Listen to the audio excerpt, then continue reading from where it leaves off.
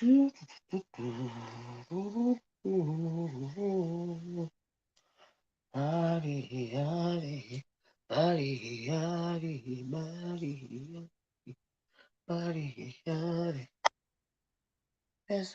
I wait.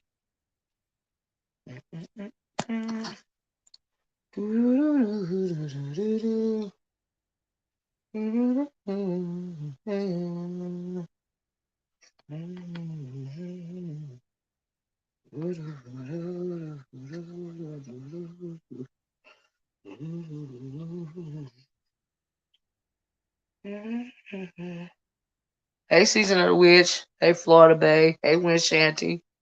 Hey, True Black Cheetah. How y'all doing this morning? Hey, everybody. Hey, Kim Kim. How you doing? I hope everybody's having a good day. Happy Tuesday. Hey, Free Thinker, Tara, Kishmore. So anyway, y'all. Uh, Lisa, sister, how you doing? Supreme Knowledge, Monroe, how y'all doing? Hey, Lonnie Bear, Angela Lee, Sean Wallace, hey, love, how y'all doing? Thank y'all for popping in this morning. So anyway, listen, y'all, hit the like button on your way in if you don't mind. I appreciate it, child. I went over there to thank you, Lisa, sister. Child, I was running to Jay Wilson's last night. I was like, oh Lord, I need to start. I need to remember to even if hey R and Y. You say sister. Oh, so anyway, I was right Season of the Witch. Thank you. So anyway, check it out, y'all. So I popped over to Jay Wilson's last night. He was doing a panel. Hey Love Blake. Hey Who Me. Thank you, Who Me. So I popped over to Hey Mimi 126. I popped over to Jay Wilson's last night, right? Just to speak, And child, I stepped into a whole hornet's nest, right? I pop over there to speak, crowd support or whatever, because Jay Wilson's do a great job. Thank you, Lonnie Bear. He pops over here from Miss Philadelphia. He pops over here from time to time, you know. And I said, let me come over there and speak to everybody. I didn't even come in to, you was there, Sean. I didn't go in there to even comment on Hey Royal Court, comment on his video was about, I'm assuming, him and Tracy was making up and all this and all that, right? So I was bored. I got on YouTube. I saw Jay Wilson's live. I was like, okay, let me pop over to Jay Wilson and speak. Now I don't know where it went left when it came to um that Keebler F over there in Quantity, right? I didn't have nothing to do with all that. I don't know why they don't get along or whatever. Hey Justnet Purple Kitten, how y'all doing? That is not my lane. I don't have anything to do with that, right? In right Florida Bay, right? So I'm up there and I come up there to lighten the load because it got pretty intense. At first they were having a kumbaya moment, so I thought it was safe, child, safe to hit the link. I was like, ooh Lord, you know. And so I gets over there and her and Kwame still going back and forth. Hey Natasha, I tried to, step in because the lady is clearly nuts, right? Hey Chris, Milagros, how you doing? Anyway, child, that lady is out of her mind. Okay, you hear me? Like I said, I don't know where it went left, but I just came over give a good kiki. But that was a perfect example of me. You need to stay right over here on the porch. All right, with my peoples. All right, with my peoples. And but I didn't even say anything about him. Like I said, him and Tracy making up. I don't know why Quantity was into it with the lady or whatever, and that is not my issue. My issue was when I popped up, and y'all nigga, I know I've been trying to be neutral. I don't, hey, I do my Thunderdomes. If you want to click the link, click the link. You know what I mean? I don't even care, because we all grown over here. But the thing that got to me was, now the lady got smart with me first, and I had to go and cuss her out. Everybody know, what I give or whatever, and seems a little, yeah, she does seem a little too invested, right? And I was telling her that it was perhaps, maybe you so upset because you feel like, because you say you so great, your content is so great. Okay, we all in the beef. Say, hey, Cloud, hey, how you doing, Cloud? We all. You saw it last night, Cloud, child. And if you think your content is so great, okay. I don't frequent your channel. You say you don't frequent mine, even though you put a comment under my video telling me something this was horrible when we did our last Thunderdome. You know what I mean? I'll listen to all that. And I'm thinking, well, cool. It just is what it is. And I don't know. Some people were saying that they didn't like her because she used to windmill for Fire Babe. That is not my problem. I don't have nothing against nobody. You know what I mean? I don't care who she windmill for. But I'm thinking, she doing all this talking. Maybe she doesn't know what she's saying, or maybe she doesn't know how she sounds because she does seem a little off. You know what I mean? And I was like, oh my God, is she okay? And then she's up there all irate and erratic and stuff. And she stopped asking her a question. She's going off on me. I'm thinking, well, I'm trying to let me count to 10 so I won't cuss her out. Child, it didn't work out that way. It was a beautiful moment between Jay Wilson and Tracy. I stepped away for 15 minutes and all hell broke loose.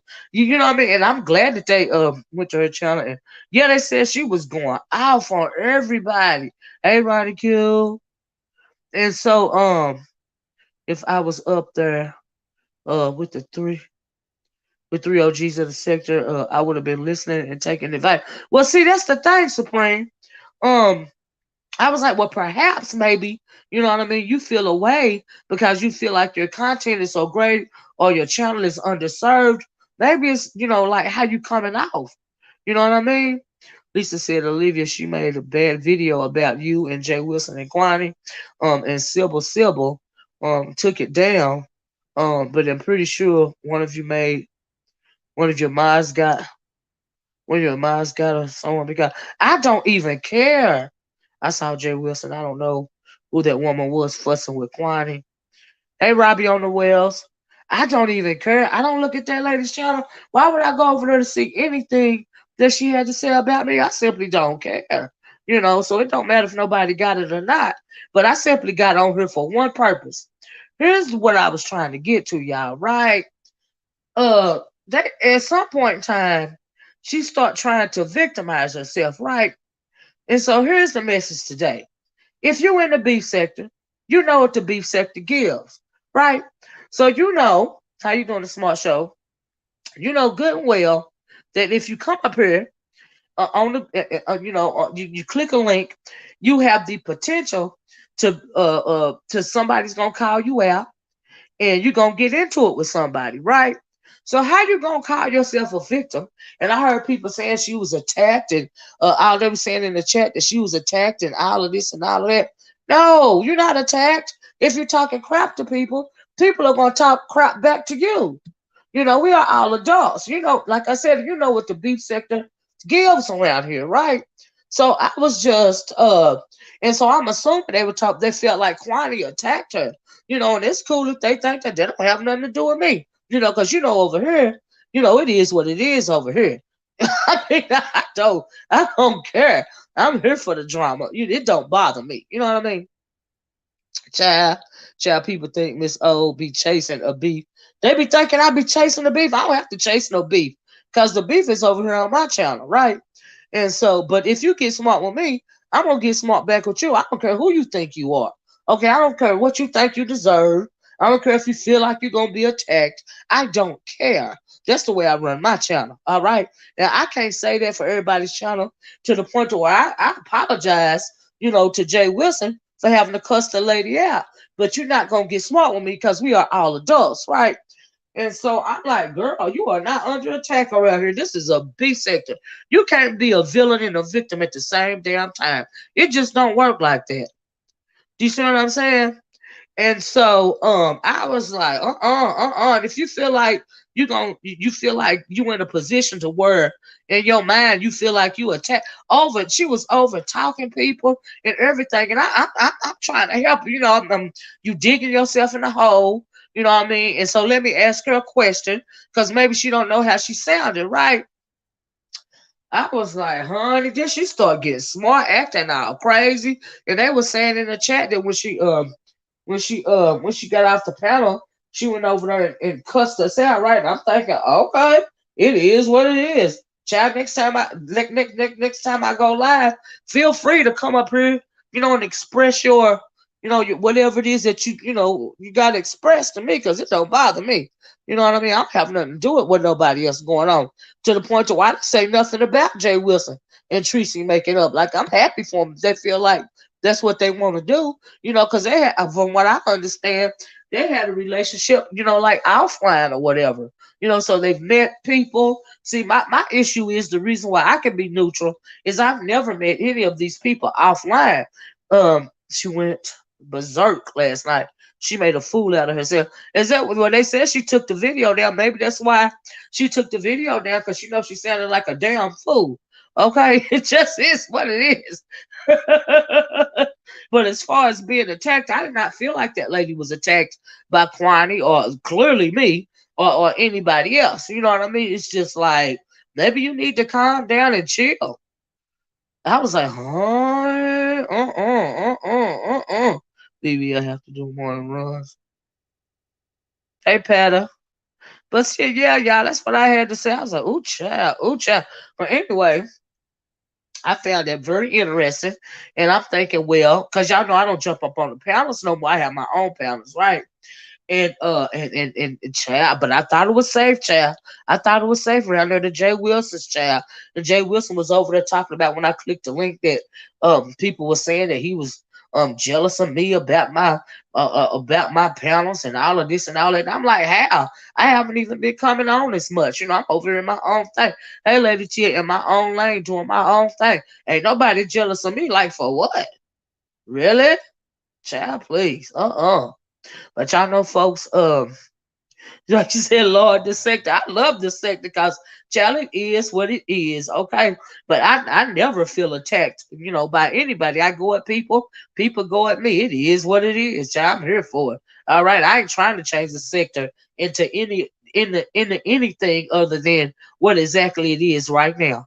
Okay, that's my issue. But don't run around here saying you was attacked. And I mean, we are all adults. Don't click the link, or shut the fuck up. If you feel like you're gonna be attacked. That's how I feel about it.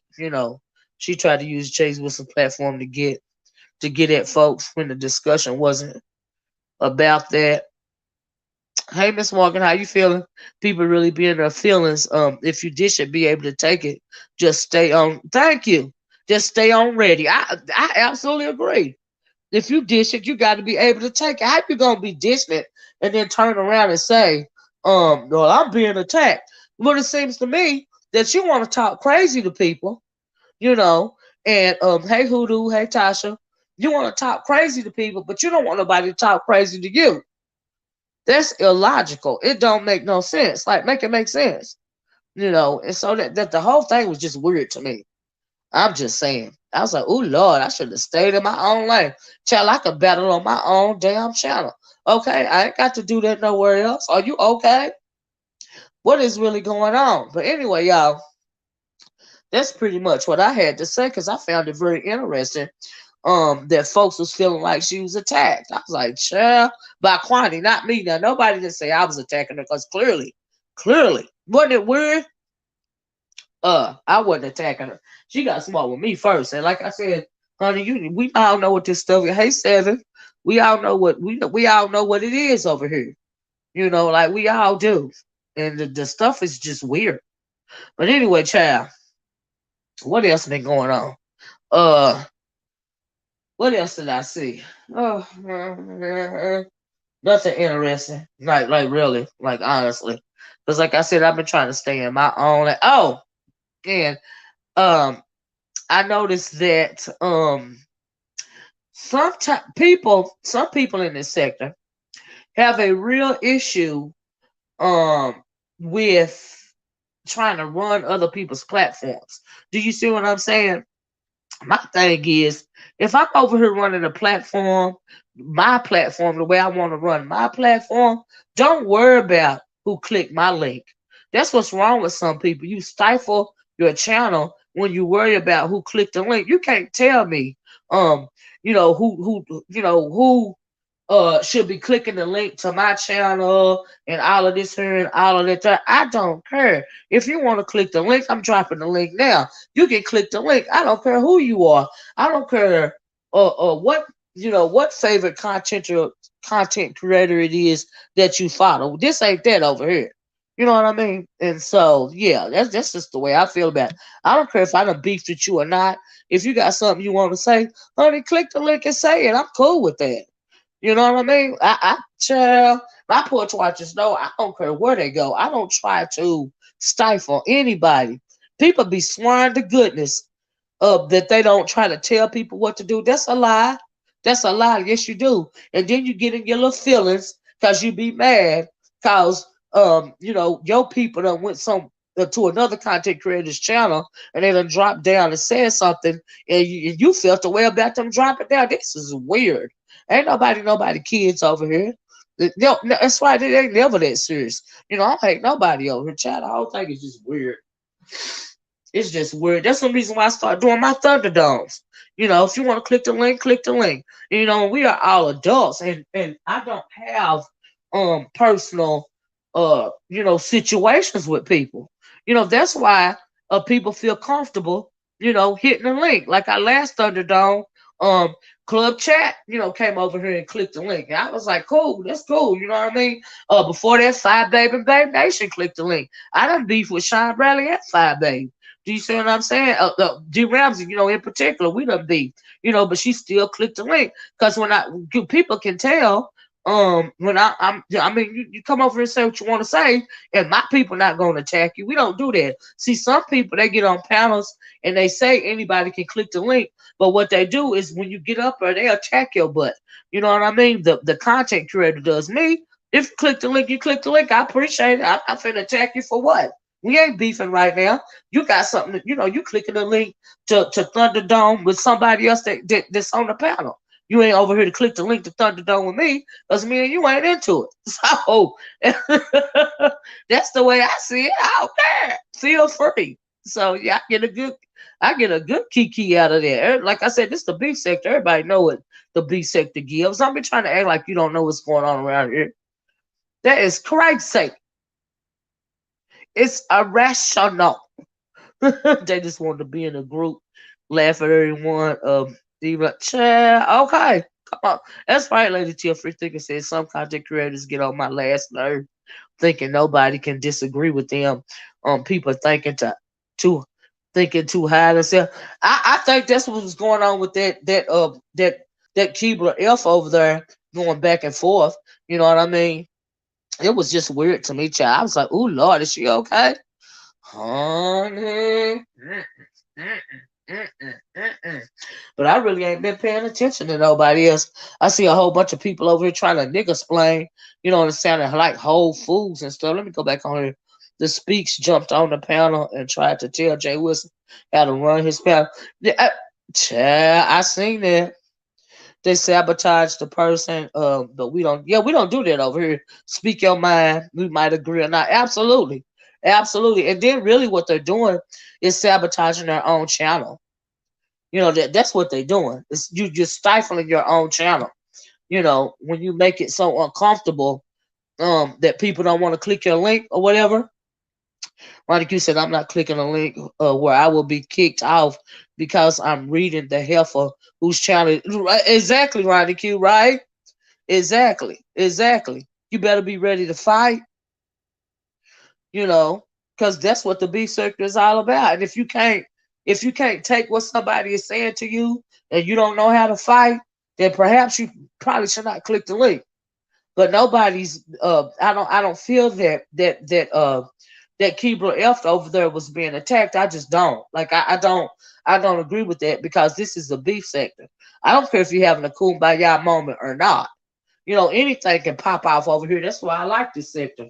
That's why I like doing the panels. Anything can pop off. You don't never know what's gonna happen. Chris said, "A happy 420 to all. I guess to all who the loudest mic wins." But Chris said, "Happy 420, y'all." So if you are a 420, if you are observing this holiday, happy holiday. Okay. This was said, my question is why is Dusty R's this is mess coming for Lady Snoop, who has a man? I don't know nothing about that, Bobby Digitally. I think you would have to ask that person over there. I don't even know what you're talking about, love. I really don't. What's he talking about? All right. She said, she said, all right, nah, 420, 420. We got some 420 observers in here. Miss Philadelphia said, yes, happy holiday. Y'all a mess, child. It's happy pollen day around here where I am. We having pollen bombs and stuff already. Hey, short yellow bus, I am so glad you told that Deirdre Demon that child. People, she crazy. Hey, Spicy Red Diva. Spicy Red Diva says that's my favorite holiday. Charlotte was said, how did I forget it's a holiday? Lady Till said, Miss Olivia, keep Lex. Oh my goodness, in your prayer. I haven't heard from. Hold on, hold on, y'all. I haven't I haven't heard from her after that Johnson and Johnson shot. Yeah, I heard that she got sick from the shot. She's absolutely in my prayers, absolutely. Absolutely. And positive thoughts. I pray for Lex Mack, okay? That she pulled through. All right. Cause it went down in the Thunderdome. That's still trending again this week. Yeah, it did go down, right? Honey, it was down. It went down in the Thunderdome, honey. Waiting on the verdict. Yeah, I'm waiting on the verdict too, Miss Philadelphia. I don't know how long they're gonna deliberate, but I know the judge gave the case over to the jury. Yesterday I was watching that. LMAO is pollen day around here too. Yes, ma'am. We have the pollen bombs and everything. Okay, pollen bombs and everything. Hey, Miss Bonnie, it is crazy. It's 420 and Taco Tuesday too.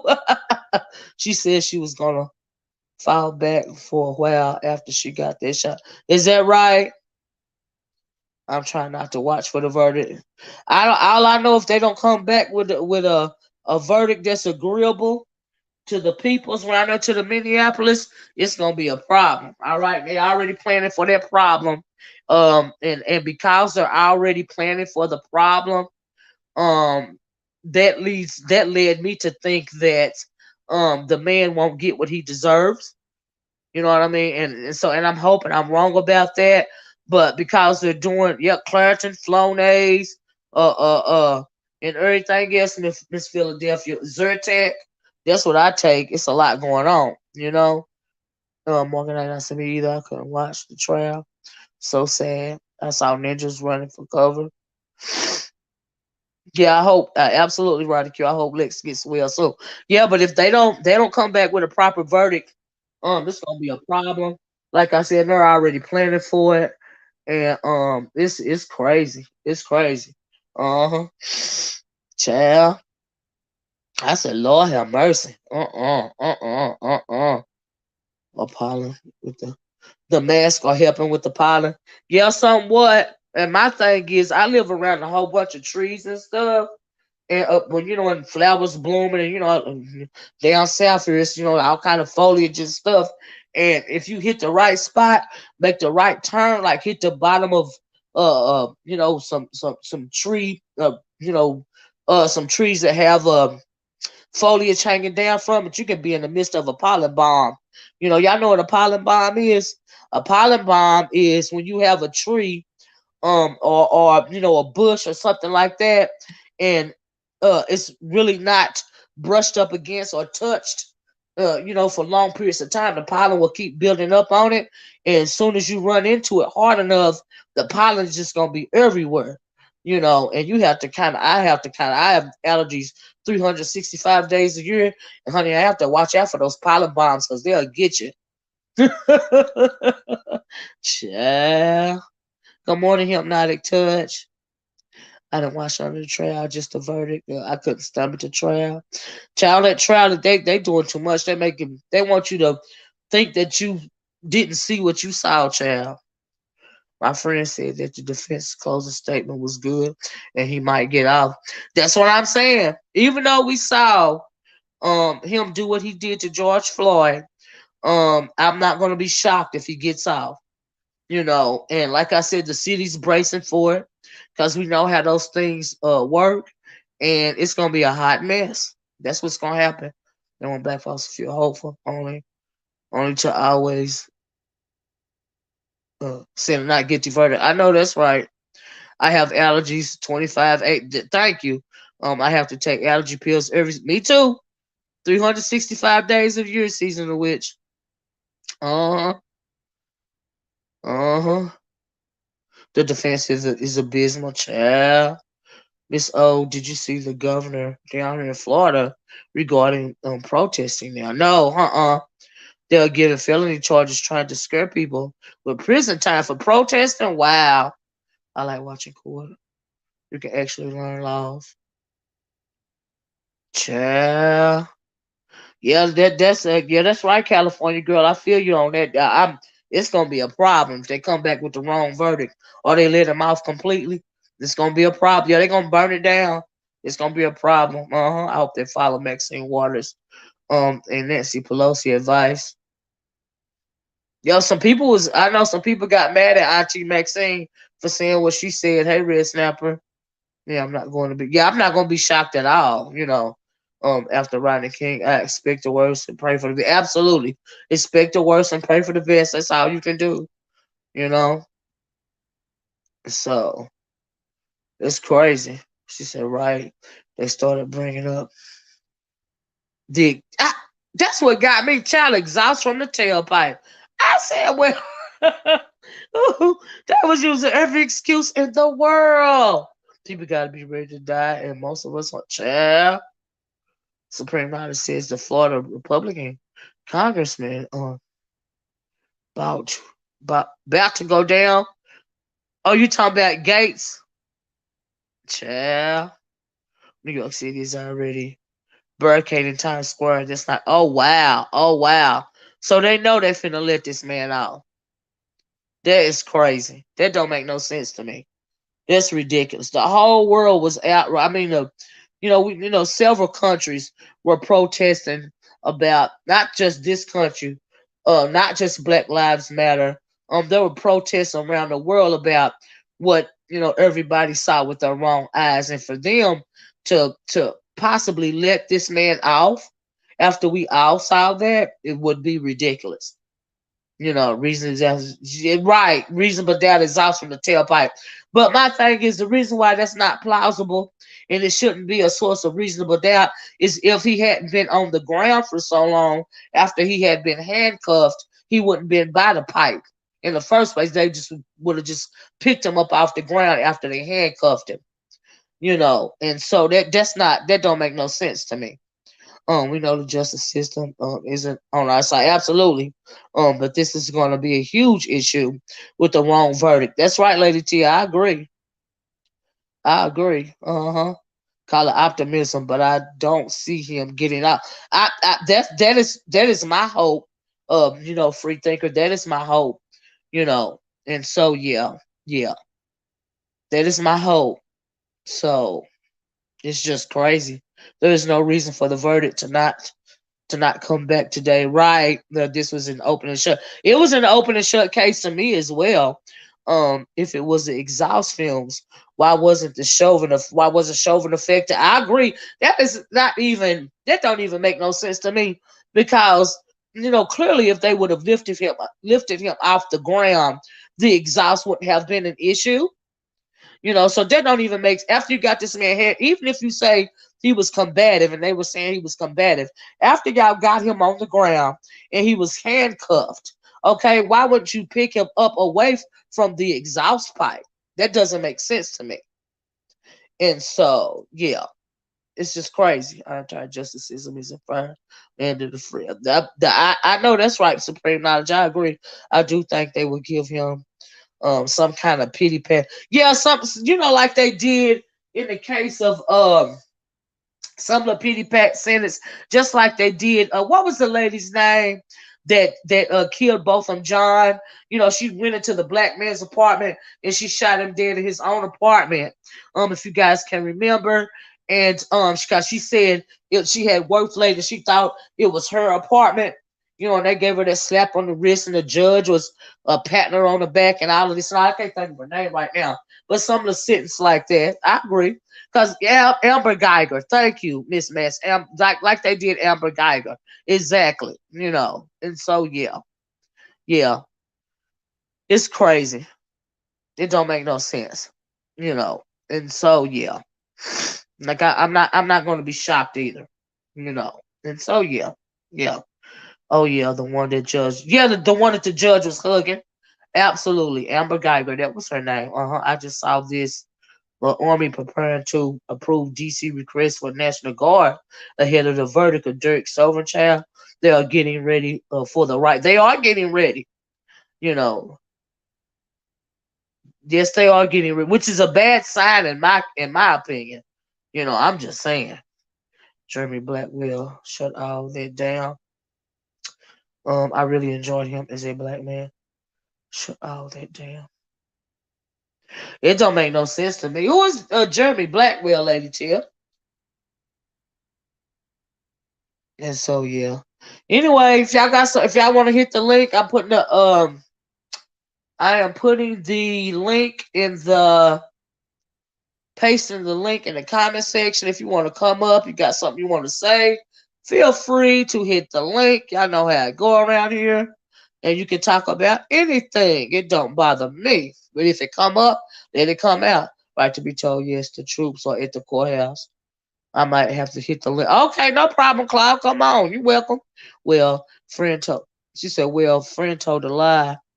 The state redirected the defense's closing arguments, and dismantled everything. They know it's about to go down. Yeah, they know it's about to go down. Yeah, absolutely. Absolutely. hmm hmm Right, Bobby says, how the hell they got troops and barricaded areas in cities if this ish isn't planned? I absolutely That's what I'm saying. That's what I meant by it's a bad sign in my opinion because they are preparing for riots and stuff for mayhem to break out. So I'm thinking, well, okay, they already know what's going to happen. And why would you be planning for riots to break out if you don't already know that he's gonna get either walk free or get a slap on the wrist? You know, and so I mean, come on, they already telling us that there's going to be no justice, in my opinion. Oh, Blackwell, the attorney, that's who Lady T talking about. Blackwell was the black man for Georgia. Yes. I'm sorry about that, Lady T. You're absolutely right. It just popped into my mind who you was talking about.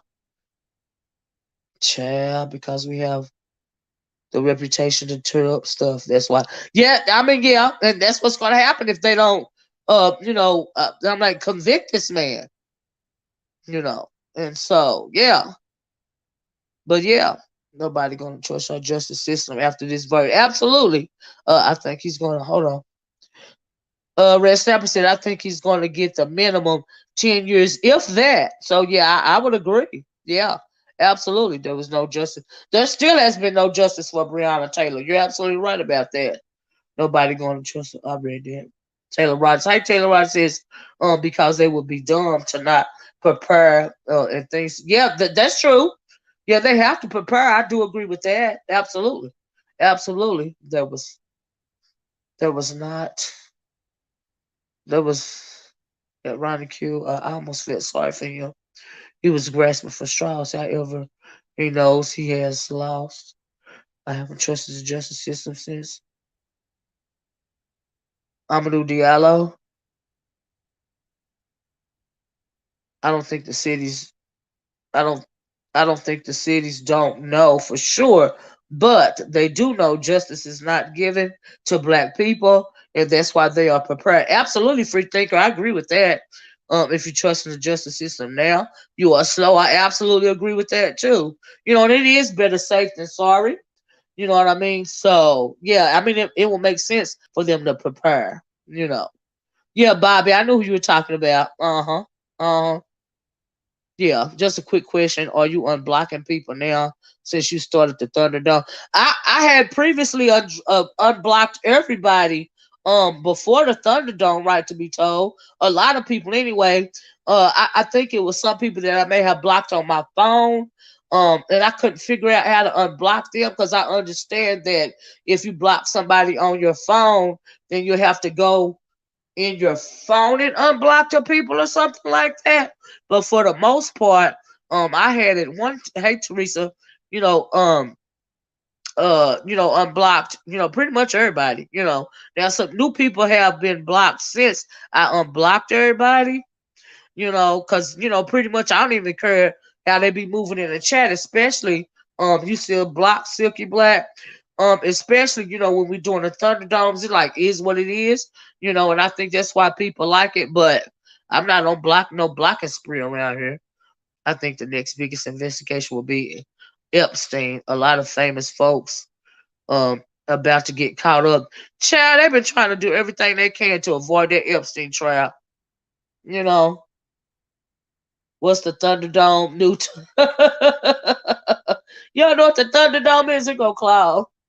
Hey, Cloud. Good morning. Good morning, Good Auntie. morning. Good morning, Porch Watchers. I pray that Yeah, everybody is all right. What's the Thunderdome? right. Little did another hero. Uh-oh. You a minute. Oh No, man, you didn't. sorry about that. I won't do that again. It bothered me. I about busted out to part two to that. You a blessed Cloud. What's going on, homie? How you been doing? I'm doing all right. Hey, listen, How's we're your queen all doing above over there? ground. She doing okay? She's doing very well. Thank you for asking, and I appreciate everybody's All right, please send my prayers and love to the positive. missus. I'm sorry, I didn't hear. I said, please give my love to the missus. Oh, certainly, absolutely, and her mother, my mother-in-law, is doing so much better. I really appreciate everything. Awesome. Awesome. That's good. What's going on this morning, And Cloud? I think she's doing better than I am, but that's another. Uh-oh. Nah, I'm just about this George Floyd trial, and they're still quote unquote deliberating, meaning they're trying to find a way out. Um, Now I feel that he's only going to get this savage is only going to get 5 to 10 years. Yeah. Now, at first, and I still think that they could get off. And I tell you what, I don't know if you saw the trial yesterday. If I hear that defense attorney say reasonable officer one more time, I might fly over there and knock the shit out of myself. I'm sick of that guy. And by the name, his name is the defense attorney's name is Eric Nelson. Because I took a little bit of notes on this crap. And I do like how Mr. Jerry Blackwell ended it yesterday. I like because they tried to bring up obviously all the different so-called conditions. They tried, in fact, at the very end, they tried to show how, oh well, maybe because of a heart ailment, his heart was enlarged. And he said it so well by saying, it's not about the big heart of George Floyd, but the little heart of Derek Child. And that was perfect. That was absolutely perfect because let's face it, he is a race soldier savage, as unfortunately some of them, many of them are. Now, I also did a little bit of research about the 14 jurors.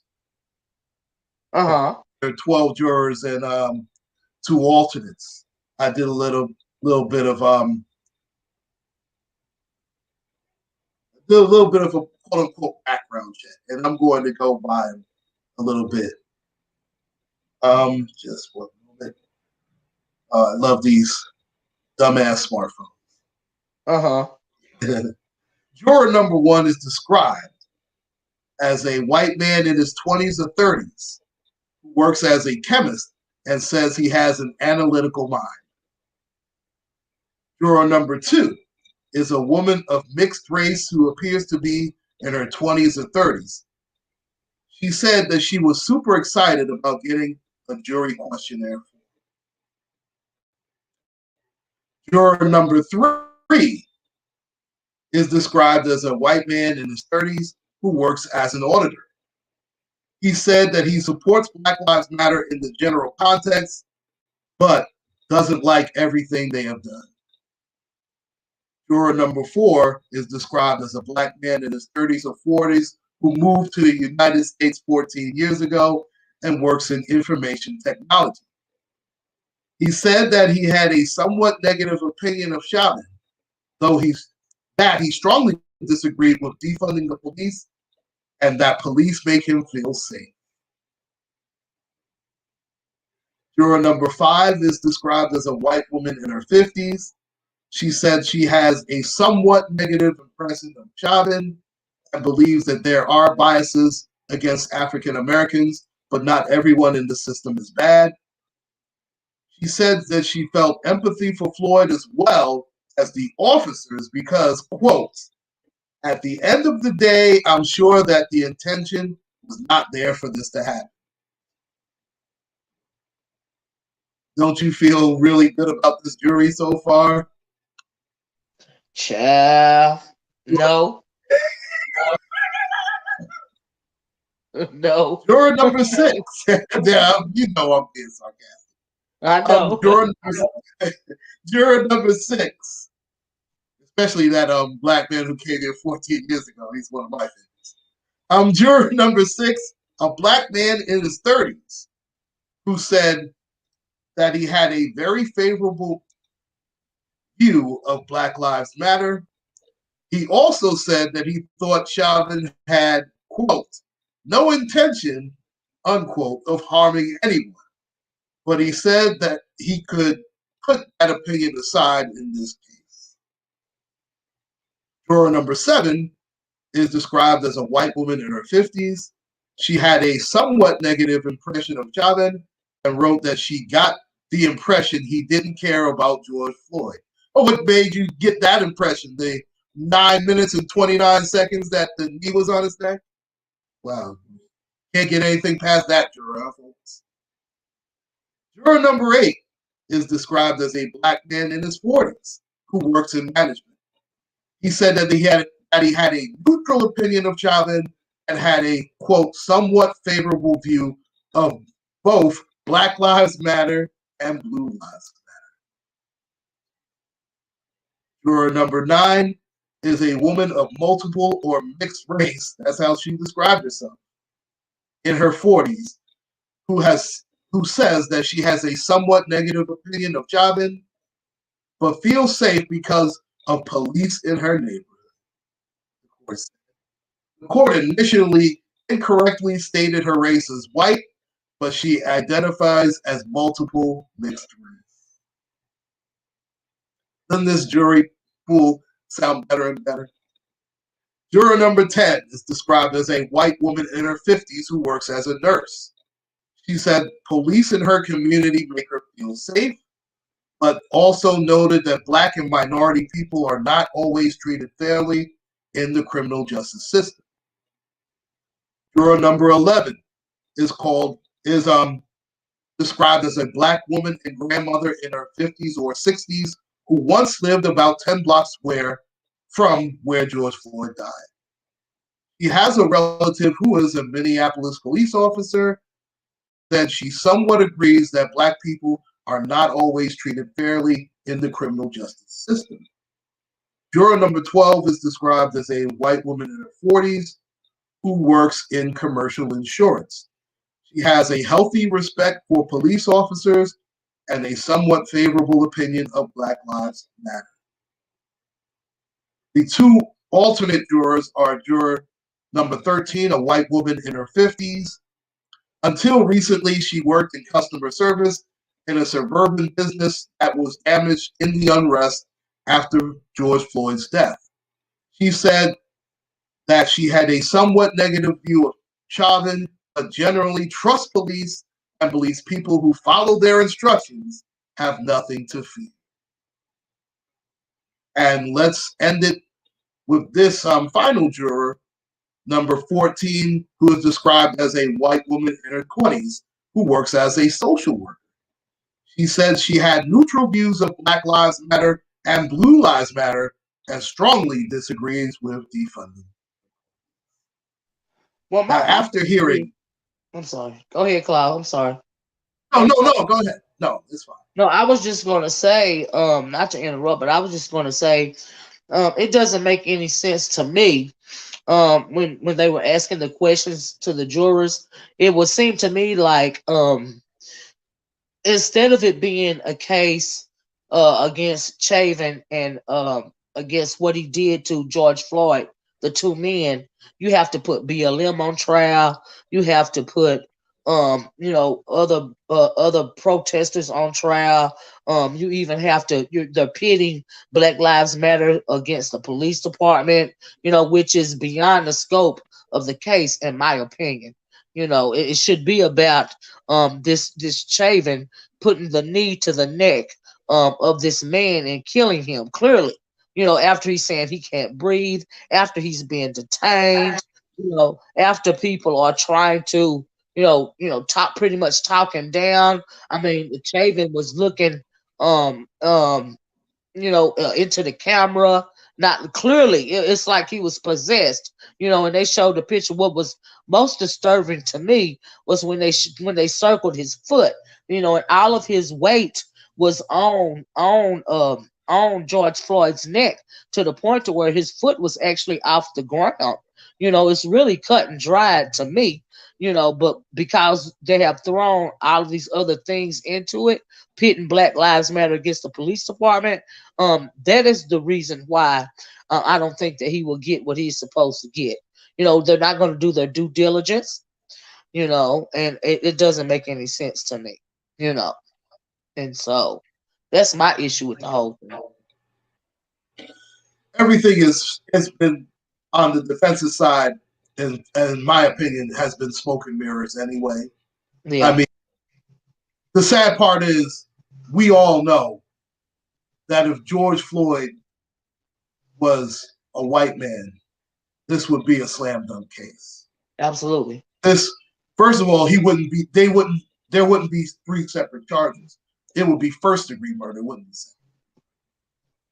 I agree. There wouldn't be the option of, well, here's A, B, or C, take your pick. And they're going to go for the lesser, I believe. And the only reason they're doing that is to try and quell the protests and the quote unquote possibility of looting. Yeah, all of that is That's on the only trial. reason. Even the protesters are on trial. Oh yeah, well, and they're playing victim. I can't stand when people play victim. It will appear that they are trying to paint Chauvin as well as the Minneapolis police department. They're trying to make them out to be the victims in this situation, and that clearly is not the case. Via what we all saw on video, they want you to think that you didn't see what you saw. And that's ridiculous to me. But we have seen this happen over and over again. And it don't make no sense. Well, let's be fair. If you are the defense, why would you change a winning strategy? It's Right. won everywhere else. I mean, let's think about that. Look at what happened in L.A. with Rodney King. Right. And the sad part is, let's look at it like this: the police said, "Well, damn it, we gotta learn from our mistakes. We gotta kill the rest of these guys because Rodney King at least lived. We gotta get rid of the rest of these." Right. I mean, right. you have to look at it. I hate to say it like that, but that's the reality. Yeah, you're right about that. Hey, Lady Tia, how you doing? Hey, Lady T. Hey, Uncle Clyde. Sorry, y'all. I always sound raggedy in the morning. I seen somebody in the comments, Short Yellow Bus. She didn't see it yesterday. Now, I told you, Miss O, I've been watching it every day, um, every 11 days. Well, it was 12 yesterday where they did the closing arguments. But what happened yesterday, Short Yellow Bus, when it came to mistrial, the judge is the one who brought up mistrial because that doctor that the defense had, his name was Dr. Fowler. He was from Africa. He was from Africa, and he was he was so unprepared. I can't even believe that he was an expert witness for the defense. But he was in one token, he was going for what Dr. Tobin had said, but then on the other hand, he was trying to debunk Dr. Tobin.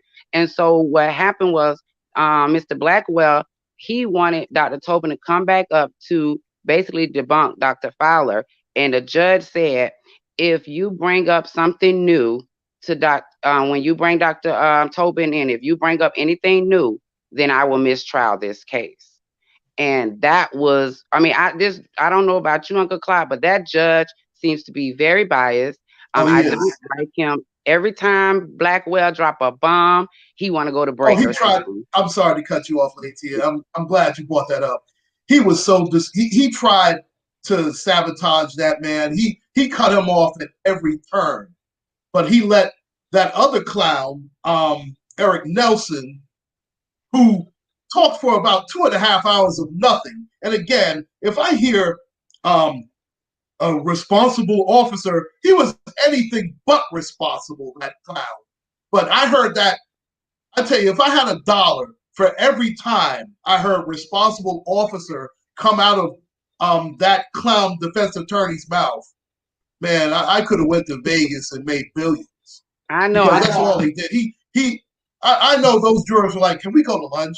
I mean, my God, Right. he's just taking time. He was there forever. And then the day before, he was doing the hypothetical. If he had said hypothetical one more damn time, I was going to throw something through my doggone phone, because I called him Mr. If, because he never said anything that was actually what happened. He was like, but hypothetically, if this happens, such and such. And then, like you said, he was, he was like, but a reasonable officer. But the point is, this officer was not reasonable, so it had nothing to do with what he was talking about.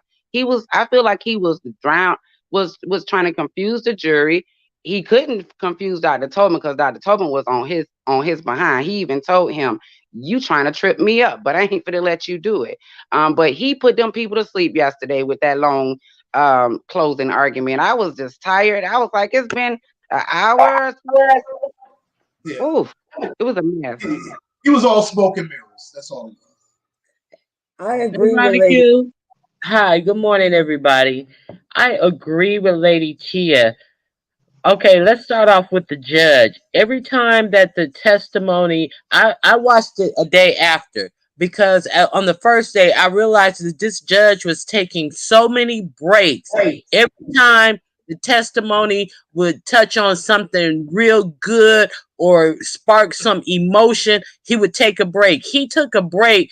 He asked one of the teenage girls a question, and the judge took a break before he would allow the girl to even answer the question. He was doing that type of tactic to not let emotions build behind what people were seeing and what they were feeling about what they were seeing. He was always taking all these breaks. So I would watch it the day after so I could put it on double speed and go through all these breaks this judge was taking during the emotional parts of the testimony. That was one of his tactics. The other tactic Lady Tia discussed. And then this defense attorney, he was nothing but hypothetical. Let's say, for instance, X, Y, and Z happened. X, Y, and Z had something to do with a girl buying a lollipop and falling off the curb. It had nothing to do with this trial and what happened in this trial. And that was the most, that was his argument centered on hypothetical things that did not happen in this case. And then I really liked the prosecution, because they would come up and they would readdress the girl didn't in this case George Floyd wasn't buying a lollipop and fell off the curb. He would always come back, and they did, I think they really did, the prosecution, I mean, yeah, the prosecution, I think they really did a good job in readdressing everything that this defense lawyer threw up. And so why it is taking them any type of time after seeing this video, after hearing the facts, after seeing all these doctors that the defense, I mean the prosecution put forward and reminded them of in closing arguments of what these doctors had to say, and the police saying that this was not in their training, they were not trained to do this maneuver and all this stuff. I don't see why this jury is not coming back with a verdict of guilty on today. So I'm with you, like Ronnie. like somebody said, these cities, they really have to prepare, because I think it was Tyler said that these cities have to prepare, because they know that throughout history, blacks are not given justice in the justice system. They know that, we are always screwed over in the justice system. They know that our lives don't matter. So they would rather spend money paying police overtime, getting all the barricading all these things and all this stuff, instead of letting justice prevail. And, Right. and that's what's so screwed up about America. Forget about giving us justice. No, we'll pay out tons and tons of money, let cities burn down, when we know what this is. We saw what this is. So it's crazy. Yeah, that's all I wanted to add. But yeah, I hope we should get a verdict. I was hoping we was gonna get a verdict an hour later. They're still After the deliberating, by the way. yeah, I know they Yep. still deliberating, and they have But 6 hours to. and 26 minutes. I'm sorry. That but but transcript. what usually happen is they do a cursory vote as soon as they get in there. I mean, who could? It's just crazy. And if it was their sons that were getting killed like that, it wouldn't be all this. Oh, but oh, but oh, but you notice the demeanor of Chauvin when he Yep. had his knee on that on Floyd's neck, and the way he was menacing them people standing there begging for his life. They tried to say that the crowd was violent. One of the Yeah, police that was officers, one of the police officers who worked for the park, he actually called them violent.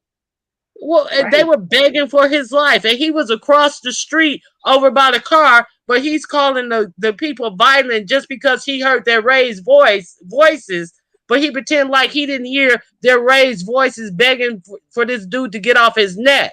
And Not even. they tried to say that Chauvin had to stay on his neck because it was a crowd collecting, and you got to be aware of your surroundings, and you don't know what the crowd is doing. Well, you had four other officers there. You was on his neck. You had four other officers there. The crowd was begging for you to get off his neck. So what's the solution? But they Even a no, they want to 9-year-old. call the crowd violent and agitated and have to be watched. And they have to be watched because you profile every black person that you think, and you think every black person is violent. Nobody was off the curve. Nothing happened. I'm so glad that nobody was off the curve. Everybody was staying on the curve, but they Right. still can't figure out that, oh, these people weren't violent. I just have biases that every black person that I see is violent. They described this 17-year-old girl, one of the first person who started recording. One of the fucking defense witnesses wouldn't even admit that she was a teen. The prosecution said, "You see the teenage girl standing there? She was 17." He said, "I see a woman standing there." You know what I'm saying? They always see our kids as some dangerous adult and all this type of stuff. He wouldn't.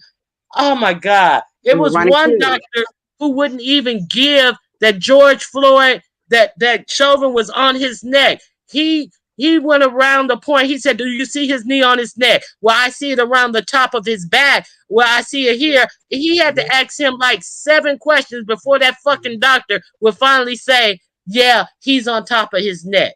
That was the Right. first question he asked. He had to go around 7 different points before he would give that Chauvin was on top of his neck.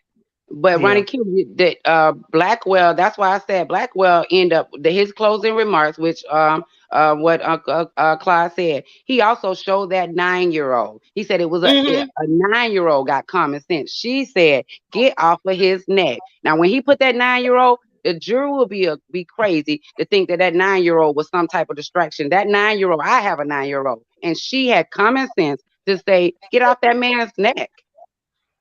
And the smartest thing that the prosecution did was have Blackwell ended.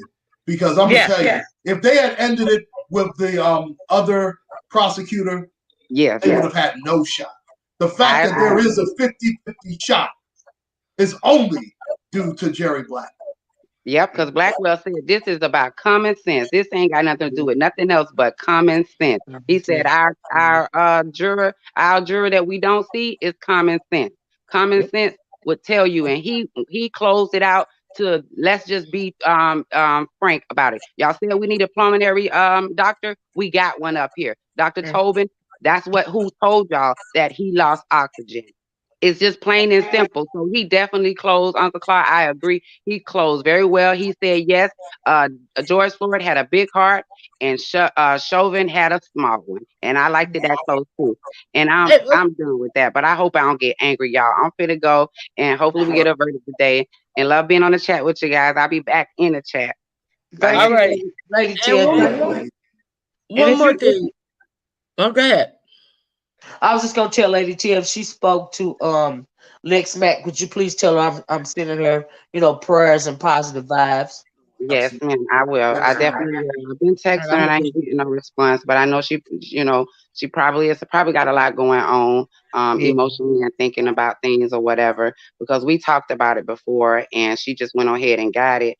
And then once I seen the recall about it, I immediately reached out to her and I was like, "How you doing?" And then she made the video. So yeah, I'll let her know. And yes, prayers up for Lex because that's my girl. I want nothing to happen to her. Absolutely not. Absolutely not. Yeah, but please do that. Okay, I But will. y'all, what I noticed, what I found very interesting is how did y'all notice how Chauvin was the whole time during the trial he was just absolutely unbothered. He seemed to be unperturbed, unbothered. He had a very calm demeanor, like he already know what the outcome is going to be. I was Very watching him when arrogant. he was Very moving, arrogant. and I figured he wasn't going to testify. I was all he got to do is shut up and let everybody else do the work for him. Did y'all notice that? But what I've noticed that his demeanor, when that demeanor we saw when he was staring down that crowd and looking all menacing and stuff, and then when he was in court, his whole demeanor was very polite, Yeah, very giving, very you know, like, oh, what do you need? I'm very helpful. He could exude that type of behavior, but yeah, he wouldn't exude that type of behavior. He wasn't accommodating to a man who he was killing under his knee, even yeah, enough to give him CPR. And that was mm, another thing that they brought home, that they never gave him CPR even when he lost his pulse. That's yeah, against their training. They are yeah, trained in CPR. They're not yeah. trained to just call somebody out and wait till the ambulance come. They are to administer CPR in the Right. meantime. So Yeah, he sitting up in court and he is looking like the most giving, oh, police officer, can you help me? He's yeah, giving this jury this view of, oh, I'm a policeman, I'm helpful, I'm giving, I'm accommodating, this, that, and the other. And I'm so glad they kept showing that menacing look on his face and his knee on that dude's and George Floyd's neck. And they yeah, just kept showing that picture. But yeah, that whole performance of this gentle being in that courtroom, it was yeah. just, I was just like, ugh. Yeah, I was utterly disgusted. Hey, Beach, let me read this, y'all. And I absolutely agree with this comment. It says they didn't mention that. I guess that they knew one another. Yeah, from the nightclub, right? That's And right. incidents prior because it would give him a motive. Without a motive, it's hard to convict. Absolutely, especially on first degree murder. Because when it comes to first degree murder has to be premeditated. The premeditated murder of a person. That's one reason why they didn't charge him with first degree murder. But perhaps they could have charged him with first degree murder if they had if they acknowledged the fact that they once did security in a nightclub together. So they had history with one another. And And I so was maybe wondering that's how why they come, didn't bring it up. Uh, the prosecution didn't bring that point up. right, right. Because it would give them, in my opinion, it would give them it would make sense for them to possibly at least throw first degree murder out there, because perhaps because of whatever their relationship was, when they worked in a club together, they could have said that he committed first degree murder. That's why they didn't bring it up, in my But opinion.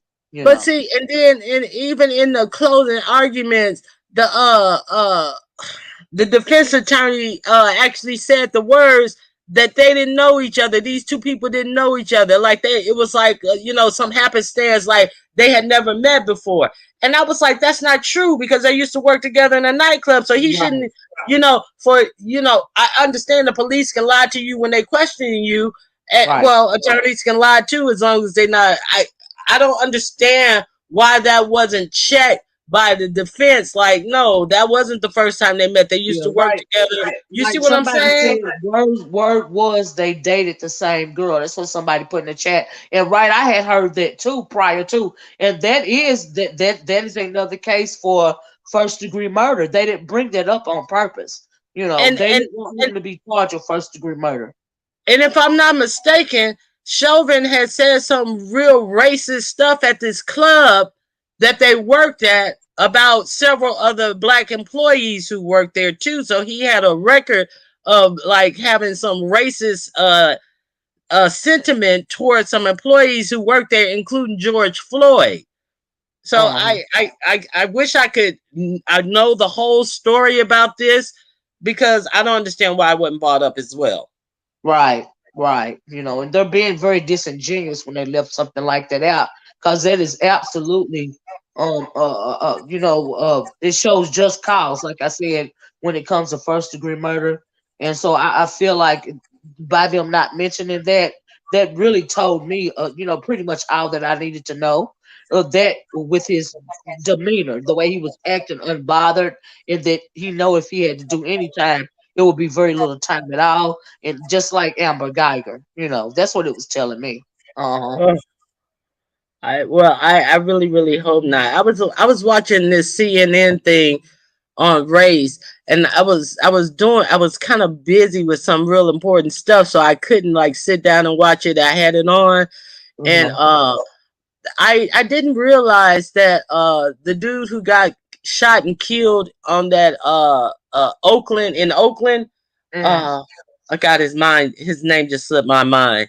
But uh he got shot and killed because the on the Oakland train station Oh, you because talking about the Fruitvale Station guy? That little yes, fella?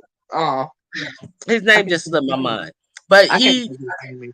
the officer said that he thought he pulled his taser, same as his white chick. Thought he Right, pulled his taser and shot him. right. Okay, I did not realize that he had initially got like 5 to 10 years or something. But Uh-huh. the judge went back and said that he made a mistake in giving the juries their instruction. So he vacated that sentence, and that dude spent 11 months in the county jail. So see, these are the other types of things that they do too. Right, You right. see what I'm saying? Like we supposed to believe that he mistakenly did that. No, he probably did that on purpose. Right, absolutely. And You know, same thing with the female officer that shot and killed Dante Wright. It was a ridiculous excuse. Oh, I thought I was tasing him. Oscar Grant. Thank you, Keisha. I thought I was tasing him, and I was saying taser, taser, but it was my gun. You've been on the force for 26 years. Yeah, you was in the process of training another recruit. So you're gonna tell me you made the excuse? I mean, you made a mistake. You didn't know the difference between your gun and a taser, really? And that and your you're gun is on your gun is on your dominant side. So make mhm. it make sense. That's a and ridiculous excuse. your gun is on your dominant side. So if you're carrying a firearm and it's supposed to be on your dominant side, and a firearm is something that you're supposed to have, some real responsibility when carrying a Right. firearm as a police officer, and Exactly. it's on your dominant side. It weighs way more than a taser. A taser Right. got reflective strips on it and everything, but you cannot tell your gun from a taser. And another thing, these motherfucking, excuse me, you know, I have noticed personally, these motherfucking women police officers, these motherfucking Becky bitches Yeah. get on my motherfucking nerves Well, let me because tell you something. Let me tell you what they remind me of, Ronnie Q. And I didn't mean I was talking about this the other day. But when you see the female Beckys, like you said, the Anglo women, they are in some situations more aggressive. barbaric. than the men and more aggressive. Yet it reminds me of when then have we forgotten the fact that there was a whole casual killing act put in place pretty much because these Anglo women were killing black children.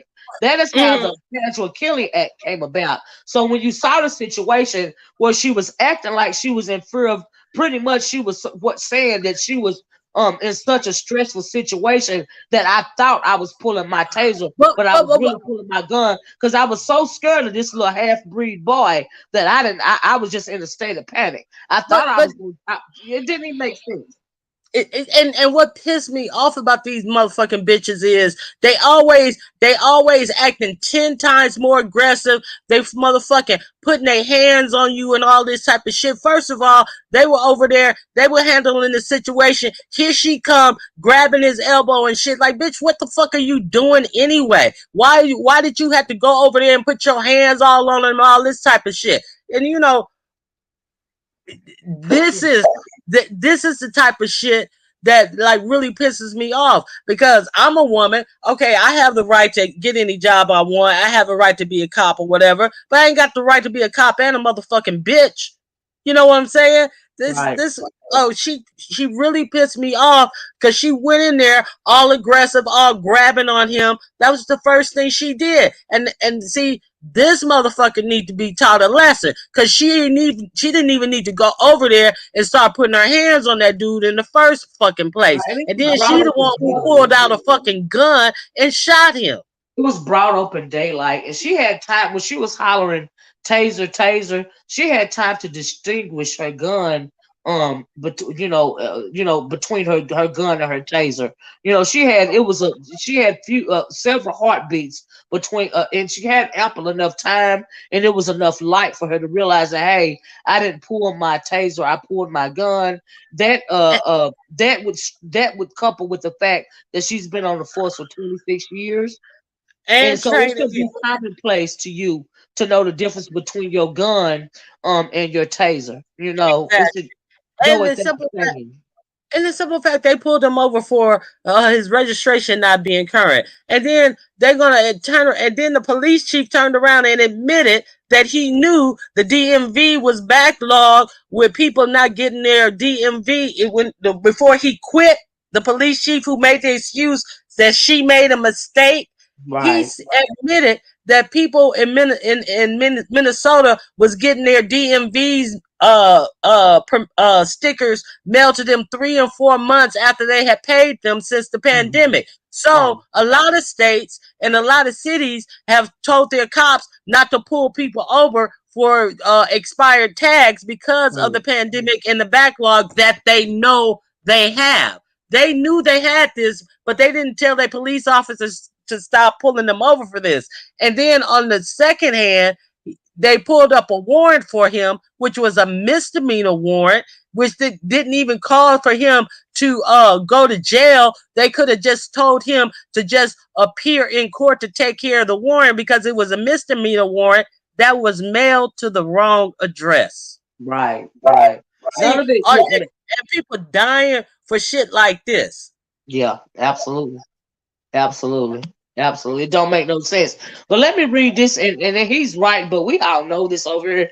Marcus G said, I appreciate this panel discussion, but white supremacy doesn't have to make sense. You would drive yourself crazy trying to understand it. Read Francis Quest Real saying, I've already read the ISIS papers, and on here, Oh on my yeah. channel, Marcus, we have extensive conversations. Well, we in the past, I haven't done it recently. But we know that the system of white supremacy racism doesn't make sense, but Mhm. right is right and right don't wrong nobody. When as it pertains to this case, thanks for joining the membership, Brandy. I thought you had already did it, girl. But anyway, like I was saying, um I lost my train of thought with that because I thought the girl had already joined as a member. But anyway, when it comes to the case of George Floyd, this case in particular is going to be real.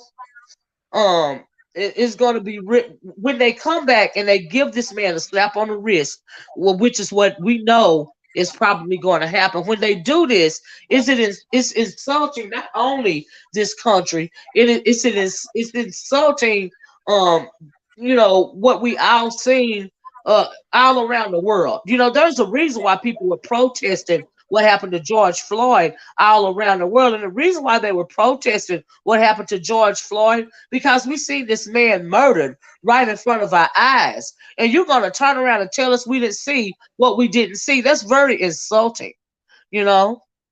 Thank you, Beach. Thank you, Robbie on the West, for becoming a new member. Beach, you have to go to my channel. Probably, I don't know how to post a link, but you can go up under one of my old videos, child, and just hit the join button. You know what I mean? And so, yeah, it's real crazy to me. But like I said, it's important. And as far as these, a lot of these police officers, we know that these a lot of these officers are race soldiers. So we are not surprised by white supremacy. We're not surprised by the race soldiers. What we are surprised with in this case in particular is the fact that they are insulting the intelligence of everybody. Okay, because we all know what we saw. Do you agree, Ronnie? Too? They not insulting my intelligence because I know what I saw and I don't believe what they trying to insult my intelligence with. But I get your point. Yeah, right. Yeah, they're not. They're trying to insult your intelligence. They're trying to talk you into believing that you didn't see what you thought you saw. Oh, his neck, his foot wasn't on his neck. His leg wasn't on his neck. His leg was on his back. Oh, he died from exhaust fumes. Even though after he was, detained and secured with his hands behind his back, we could have pulled him up off the ground. We could have stood him up. Even seeing that, he died from exhaust fumes. It wasn't our fault. It was the gas fumes. It was. He was still resisting. Yeah, when he stopped breathing, when he stopped talking, yeah, he was still resisting. There was still a reason to stay on his neck because he was resisting. When he stopped breathing, yeah, he was still resisting. When he didn't have a pulse, yeah, he was still resisting. Oh my God. It doesn't mean if he's like. It doesn't mean if he's resisting or not after you handcuff him. What can he do? What can he do after you got his hands behind his back? But before you put him on why did you even lay him down on the ground in the first place? You got him out of the car. What did he say? He said thank you. He was on his knees, handcuffed. You could have stood him up and did what and made him sit in the car or called a paddy wagon like you threw Freddie Gray in. And fucked him up. Why did you even take him down to the ground? I got a new call. Oh, okay, Brand. Thank you. Yeah, you're right about that. I forgot. You're absolutely right. Like I said, after he was detained, his hands are behind his back. He's no longer a threat. Why is he still on the ground? Why is your neck on his back? Why is your foot on his neck for 9 minutes and 29 seconds, I believe, after he had been detained? There's no excuse for that. And not only that, he was on his neck, on his back, and you saw how he had his hands, how he had his hands bent back behind him, doing a pressure grip on his hand, bending his hand backwards. Just why? And the man wasn't even moving. He looked in the camera, like he was like his eyes were right in the camera, like menacing. Menacing. I'm just like, wow, you're doing the most. He's not even trying to act like he's not trying to kill this man. He was looking at the dead in the camera, like what?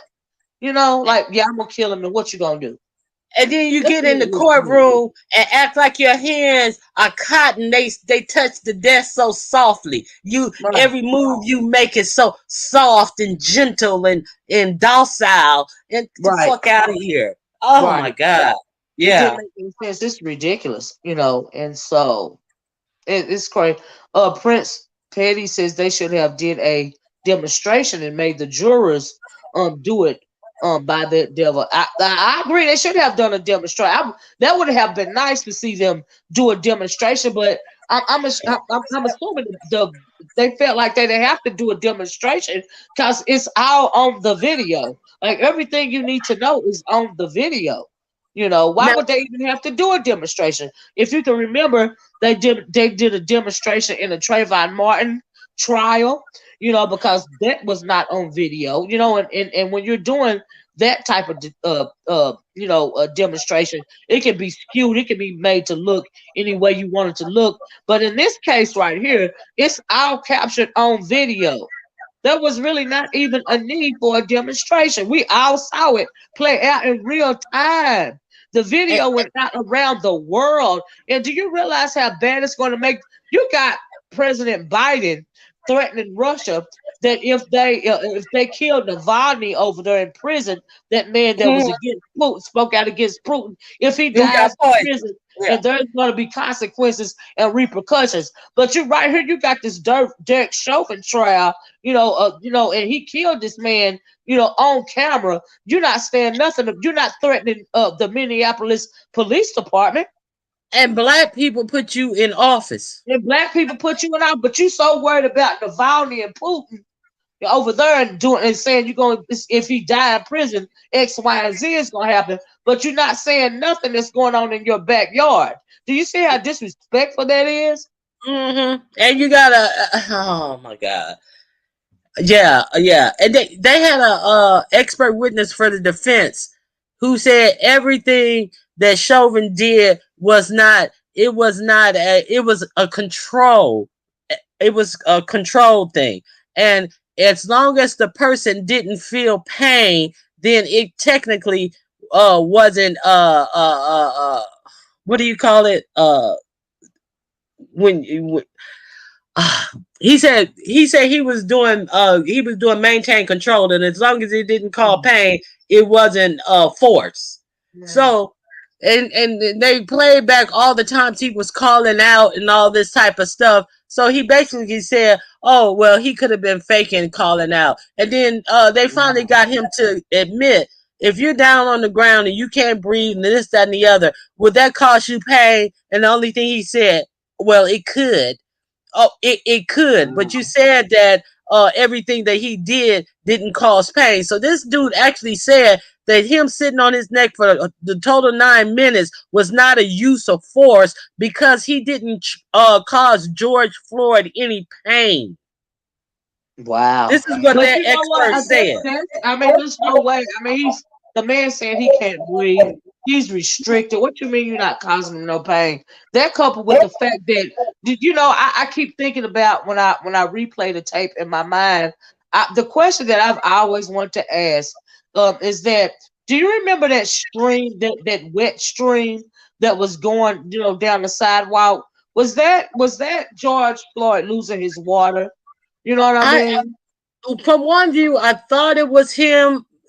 Well, they said he urinated on himself, but when they put him in the paramedics thing, I didn't see a wet spot on his pants. That's That's what I all I'm was saying. saying. Like, yeah, I could never Yeah, figure out if that was him urinating on himself. And then he had dark pants on, so I really couldn't remember, if when they picked him up off the ground, if he was but I wet did. or not. But I But always felt like that that man had happens when you urinated die. on himself. Uh, Yeah, yeah. I think it could be because that happens when you die. right, right, But right. and all right, Miss Olivia, I gotta go. My dog acting up. Okay, baby. FedEx is out there. But shush, shush. But another thing I wanted to say, that this expert who said that he never caused George Floyd any pain, he always wanted to use the restraint control. And then I gotta go, Miss Olivia. Okay. Thank you, But Roddy but Q. the defense said, you want to say control. Well, we're gonna say he was being restrained. He wasn't being controlled. He was being restrained. He wanted to, whitewash over what actually you were seeing. Yeah, Oh no, he's semantics. just being controlled. Then it's like, no, he's being restrained. Right, So semantics. I don't know what's gonna happen, Olivia, because they shouldn't take this long to figure this out. Yeah, yeah, it's cut and dry. It's all on the video. Everything you need to know is on the video. So yeah, I agree with you, Ronnie. I agree with you. Lady Till said he was foaming at the mouth, blood out his nose, urine on self. You know what I mean? And so yeah, I thought, and that just always stuck with me. the fact that he appeared to be urinating on himself, and calling for his mom, and he can't breathe. Miss Philadelphia said you heard not guilty. I don't think there's been a verdict yet, Miss Philadelphia. I haven't. There would have been a breaking news report if they had come in with the verdict. So, but I mean, it's seeming that way. You know what I mean? You can kind of tell by the setup. It's nothing. Nobody's going to be surprised if you get a slap on the wrist, if that at all. Hung jury, nobody's going to be surprised, if that at all. And the other thing that was real. I'm sorry. I was just reading in the chat. Go ahead. The other thing that was real good that the prosecution brought up was the fact that he was trying to breathe so hard that he was digging his knuckles into the ground, and that's like a involuntary act that your body do, trying to get oxygen from all parts of your body, and that he was trying to raise himself up so bad that he dug his shoulder into the ground, just trying to raise up enough to get a breath of air. That when you saw him raise up on his head, he was he dug his head into the pavement, just trying to get enough room for his lungs to expand to get some air. These are like totally desperation, involuntary acts that your body is trying to do whatever it takes to get air. And he talked about how, he dug his shoulder and his head into the pavement until he bled, just trying to raise up enough to get some oxygen in his lungs. That's horrible, so yeah. So that's right on camera. Modern day lynched right on camera, and the guy was on camera like he was giving a close up. Yeah, you know what he looked like? He looked like them people who used to go to them lynches and bring their kids and watch it for fair, and all the hundreds of people that would be crowded around watching a black man's body burn, watching a black man being killed, genitals being cut off, burned down, hung, and all. They bring their kids and sit on wagons and sit on and out in big smiley faces and pointing as this type of shit going on. That's exactly what he looked like. Yeah, absolutely. Yeah, he was getting his whole life. Clearly, he was getting his whole life. And a lot of people don't know about that type of stuff. A lot of people haven't even seen those images and all that type of stuff. And see, my mother is from the South and my father is from the South. And I've heard these stories. I've known these stories. I've heard real life accounts of what has happened to people who my family have known. You see what I'm saying? So this ain't no one away type of shit. And people and these young kids sit up and let their white friends use the nigger word in front of them and call them niggers and all this type of shit. Like, oh, I didn't say the ER. No, none of this shit flies. Right. Yeah. So, and even if a lot of people didn't know it about some of the things that happened to our people in the past, all you have to do is Google the information. A lot of photos will come up. A lot of those picnics, if you would, those picker niggas, a lot of those photos will come up. You can see for yourself what a lynching looked like. You can see for yourself what has been done to our people consistently for 400 years. And so really there's no excuse, and it's just so. But what we saw on camera, I hate to keep. I mean, it's on video, and I just want to hear him explain it away. When they don't serve him justice, I just want to hear how they're going to explain it away. That's my issue, And they'll be flocking to CNN, MSNBC, these jurors to say, "Oh well, this." Yeah. But see, like somebody wrote in the chat that ain't nothing gonna change until we willing to put some blood on the street for it. Yeah. Ain't nothing gonna change until we ready to change shit seriously. All this passiveness and all this nah. Ain't nothing gonna change with no passive behavior. That's why they killed Dr. King, because he started figuring out that, this turn the other cheek movement was not moving things the way it needed to be moved. Well, and he was about to meet with Malcolm X. And, right. well, he had met with Malcolm X several times, but he was being turned more to Malcolm X views about this passive, docile black man was not going to change America.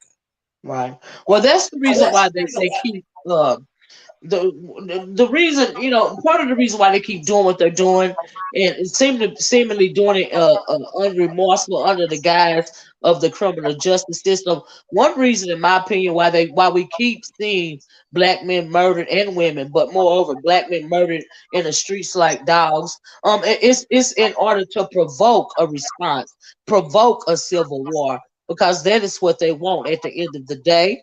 And they know that, every dog get tired of being kicked, right? If you abusing an animal and you abuse it on a repeated basis, at one point in time, that dog gonna get tired of being kicked, and that dog is gonna bite you back. You see what I'm saying? That's what they or it's gonna attempt to attack you, and that is what they want to happen. And so they're pretty much provoking, a whole race of people. That's what's going on. And so that's how I feel about it. Like, seriously. Hey, Miss Cruiser. Hello. I'm doing on purpose camera slips, so because Jay Wilson said that she not letting any more avatars on. So okay. How you doing? Good morning, everybody in chat. Good morning, Miss Cruiser. Hello. So we're waiting on this verdict, and I'm nervous. Yeah. I'm nervous. Me too. What are we gonna do if it comes back? And I don't like this whole camera thing. Hold on. Okay. I see how people do it. Supposed staring at them. But anyway, and I won't be on long. I'm out and about. But if they come back and they find him not guilty, how are we supposed to feel? How are we supposed to react? I hear people saying, pray for peace. You're asking for us to be peaceful, so you're already telling us that we're about to be screwed again. Right. That's what I feel like. Yeah. This is an odd. We live in a country where people came here supposed to be the land of the free and justice and liberty for all, but before a trial, because of past history of a racist justice system, then you got to prepare people for an outcome that may not serve justice. Absolutely.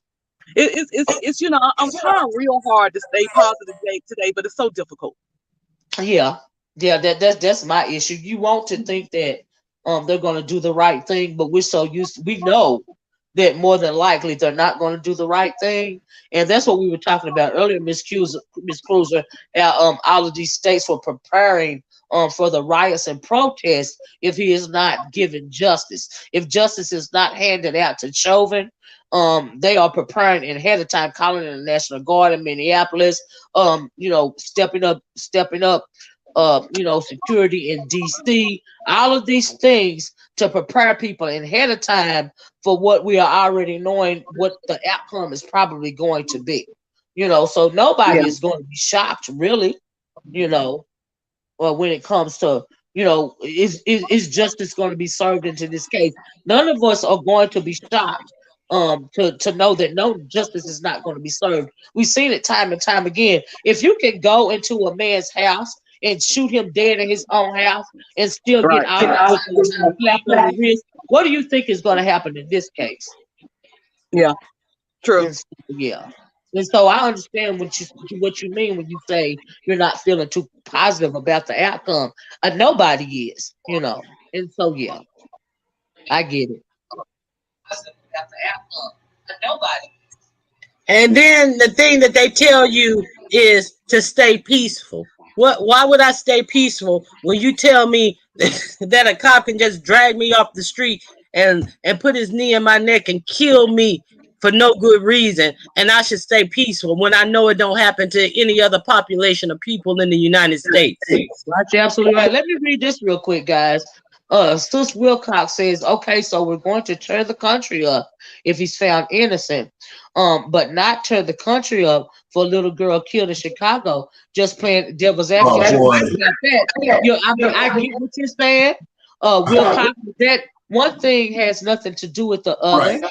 You see what I'm saying? And when you start throwing all of these extra things on top of what's going on with the Chauvin trial, that is exactly what this country has done to our people. We don't get to deal with one thing at a time. We have to deal with a whole lot of things going on at one time. That's part of the plan. That's to keep you off kilter. You know, and I heard about the little girl getting shot in the car with her father at a McDonald's. Like, oh my God, you know. But at the same time, what does that have to do with the Chauvin trial? What does that have to do with the man, you know, a police officer that felt so comfortable that he would, you know, pretty much choke this man to death on camera with looking dead in the camera?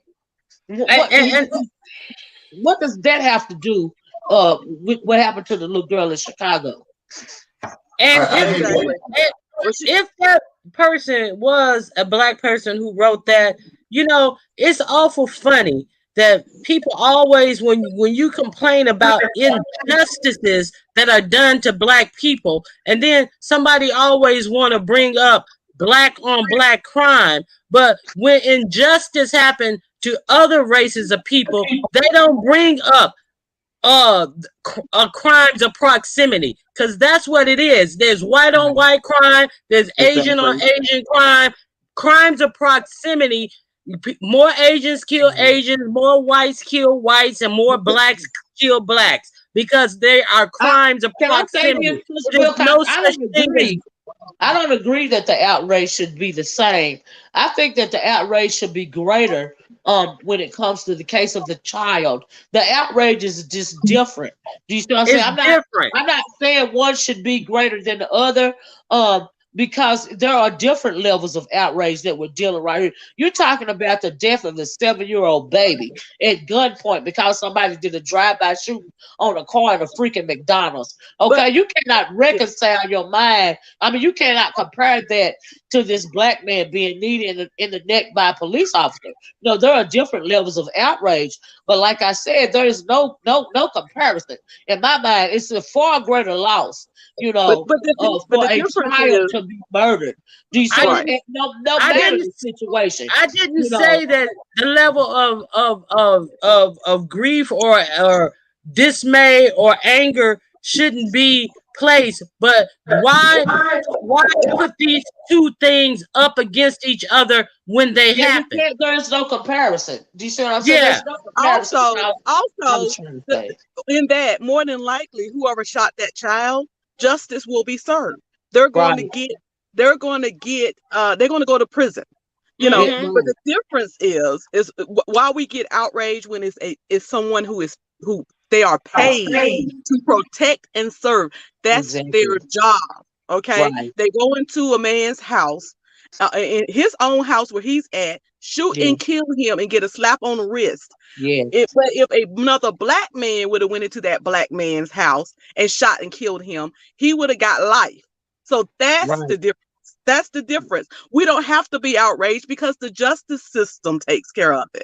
But in this case, the justice system is not giving anyone justice. That's the difference. So it's not that I hate black on black crime. I hate what's going on in the black community, because not only whenever someone black is killed by somebody's black, we lose a life to the grave and we lose a life to the prison system. But when a white cop who's paid to protect and serve kills someone, murders someone, we're watching him murder the man on TV. He's staring at us as he murdered him. There is no justice. Yeah, he's doing it on camera. We should never. While his body is in a full resting position, like unbothered. That should terrify people. And he's handcuffed on top of it. He posed absolutely no threat to that race soldier. Absolutely no threat. Exactly. Behind his back. He was on the ground, and they continued to keep him down. He continued after he was handcuffed to keep his knee on his neck after he had been handcuffed. There is no excuse for that. Do you see what I'm saying? And you can't. There is no comparison in my mind. Wilcox says all I'm saying is there needs to be a reckoning in our own communities. Here's the thing about that. Uh, we don't have time sometimes to do a reckoning in our own communities because there's such a own we're always under attack from outside forces to the point to where a lot of us are so scared of everybody and everything else that we turn that frustration on one another. See, that is also a tool in the toolbox for white supremacy racism. And when you go around using terms like black on black crime, there's no such thing as black on black crime, like Ronnie Q was trying to say. It is called proximity crime. That is what it's called. But you want to inflate what's going on in our predominantly black communities, but you don't want to inflate what's going on in other communities. What about, I don't hear anybody saying white on white crime or Asian on Asian crime. The only time you hear that term is when it comes to black people.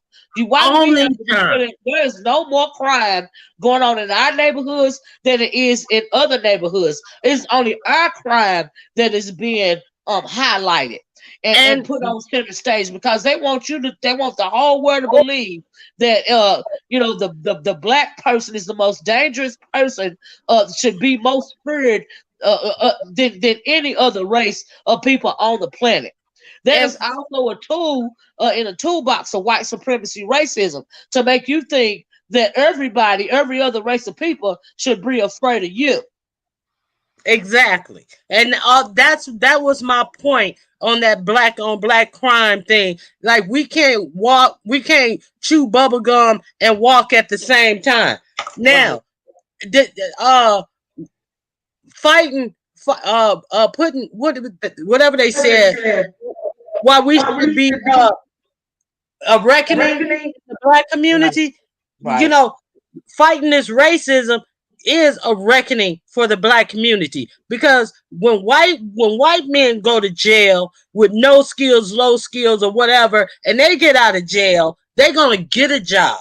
Because somebody gonna give that white man a chance, regardless of his record. He gonna have some generational wealth somewhere in his family or somewhere plugged in to his family where he gonna be able to find a job. A black man who go to jail and get out of jail, and a lot of black men are in jail for no good reasons too. That's the reckoning with this justice system. There's a whole lot of innocent black people in jail. So we offer the black men no jobs, no anything because of a racist system. You mean to tell me a white dude can get out of jail and go to work on a military base making $24 an hour being a painter? I was like, I never heard of no shit. A black man can't get a job at McDonald's after he got out of jail. So the reckoning has to be all the way across the board. Not only that, they'll romanticize when they're doing their quote unquote white on white crime. Yes, they do. They give them every excuse in the book. Look at these mass killings that has happened recently. Oh, he was disturbed. Oh, he had some type of issues. And when it's us, we're either superhuman or subhuman.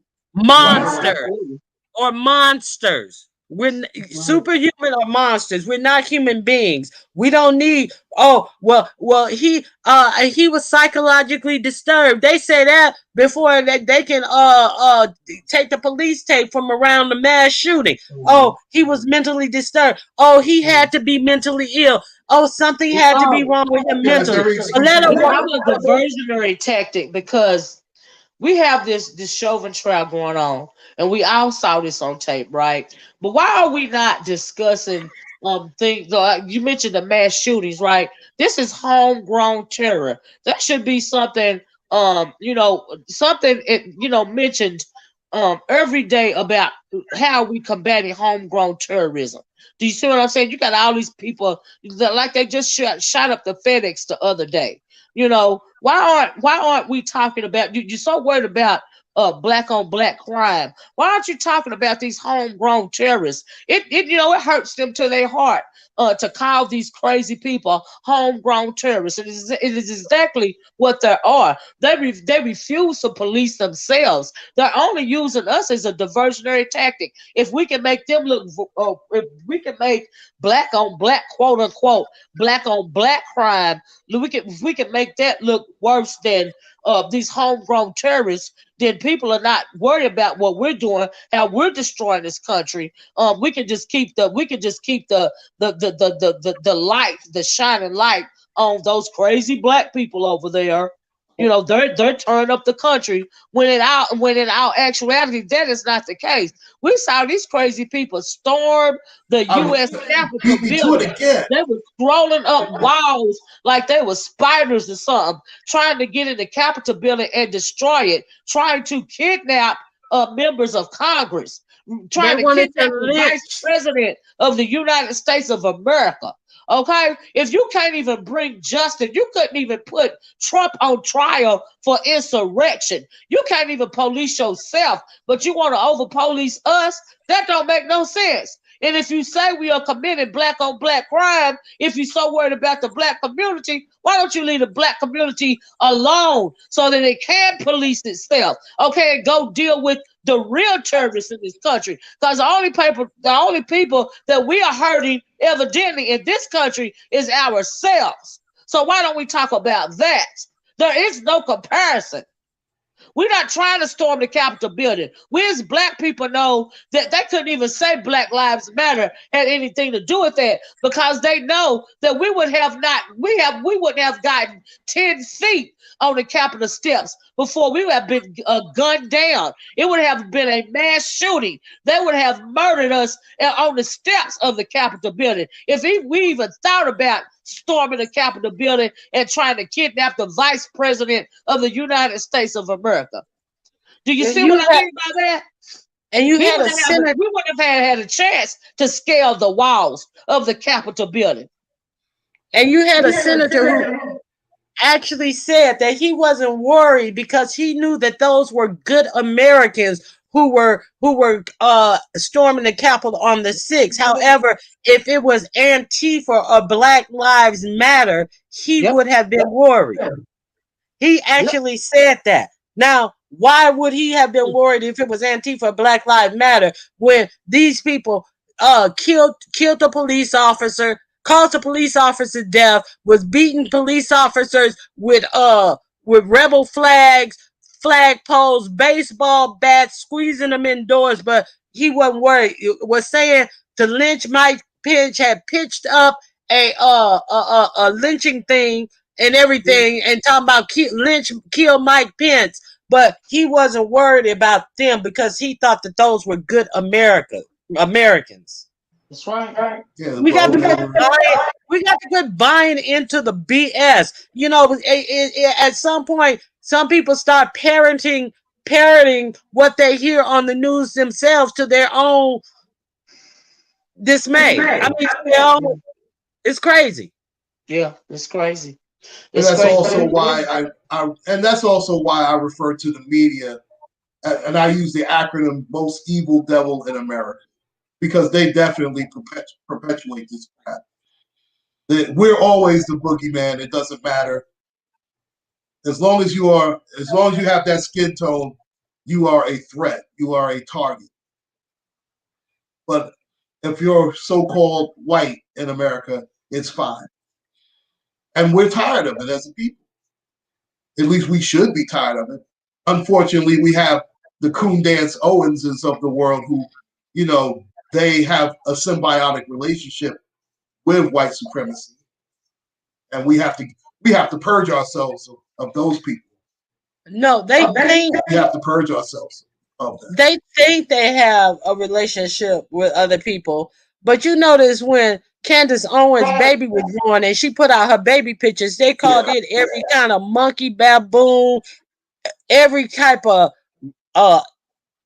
slur that they could about her half-white baby. So they think they are comfortably in the arms of others, and then they get their card revoked. So that's a farce as well. But And that's the she's just thing. playing ignorance. But she's so stupid, she still runs back to it. But that's Exactly. the thing. That's the thing about white supremacy. It always gets rid of its tools, doesn't it? Yeah, what people fail to realize when it comes to the Candace Owens in the world. Now she be twerking hard for her meritorious manumission badge, and in the end, they would get rid of them if there ever was an onslaught of some kind of race war. They would kill the coon quicker than they would kill us because they don't trust them because they don't stand for their own people. Okay. That is why they wouldn't be able to trust them if it ever came to a war, but they would off them first anyway. Because if you can't stand with your own people, they not gonna have respect for you either. But they'll use you against your own people. But worst come to worst, they're gonna take your ass out first anyway, because you can't be trusted. You don't stand with your own people. So really, it's really. I mean, I don't even see what they twerking so hard for them for. It ain't gonna save them, you know. And so yeah, and then did you know? Have y'all seen reports where it says Trump is seriously looking at 2020 a 2024 presidential run? Oh, I'm not shocked. It's all set up for him to come. It's up for him to win it. Exactly. I mean, come on, anybody can see that coming a mile away. Yeah. Shoot, if they could have, they were trying hard to get him in there this last time. Exactly. So it's basically cut and dry that he's going to be in there in 2020. Yeah. We got a break from him because they needed Biden and Obama to oversee this pandemic response. And so if it wasn't for that, I think he still would have been the president. And so but I'm not surprised. But I just wanted to bring it up in case I had seen that because I had seen a couple of news reports about that, but we were expecting that anyway. Yeah, in fact, they interviewed him too. And he was talking about, you know how he always does it. He's always full of blunder and I had the most votes of anybody. This, that, and the third. He inflates everything. We know a lot of people like to live in the midst of lies. Well, the Senate had the opportunity to prevent him from being able to run again, but they didn't do their job. Absolutely. Yeah, because they want him back. Yeah, because it's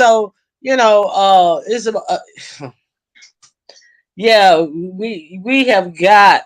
I don't know. I don't even know at this point. I was just going to say we have got to take our smaller elections more seriously. But it just seems like whatever you do, whoever you vote for, this whole system of governance is not working at this point. We should have a third party, to be quite honest, because whether it's I always say it, whether it's the right wing or the left wing, it's the same filthy bird. Whether you go Republican or Democrat, it's all the same. We as our own people, we should have our own party. It's a sin and a shame how we don't. We have more than enough financial backing. We have more than enough qualified people to do it. Why don't we go ahead and do it? Right.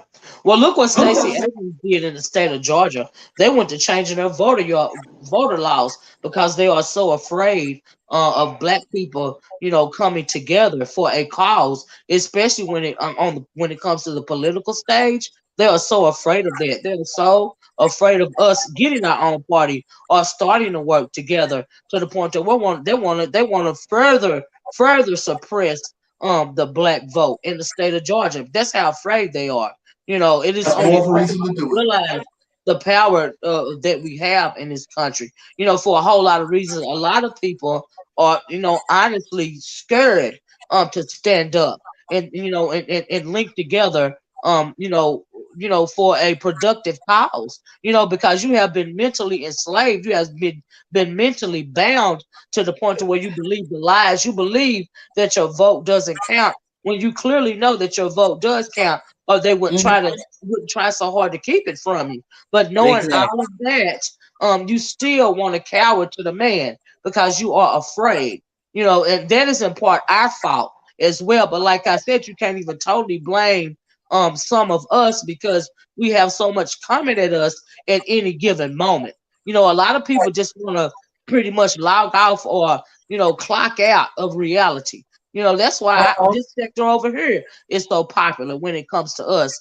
And every once in a while you'll get you get to slip in a real conversation like this, in hopes that somebody will hear you, hear the message that you're trying to send out, and it's just unfortunate. It's unfortunate to me.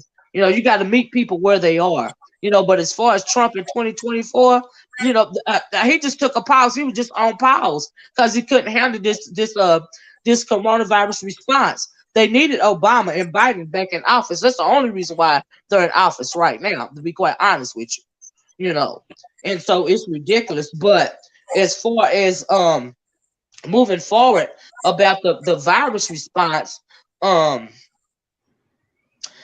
think that for them to push out these supposed vaccines and all of this and all of that, even all of that stuff is suspect to me. It's suspect because don't you find it interesting, Claude, that on September 11th, after 20 years, all the troops are going to come back home in the midst of this fourth wave of the pandemic? Don't you find that interesting? What you feel about that? Why do you think they're doing that? I was about. Oh no, go ahead, Ronnie.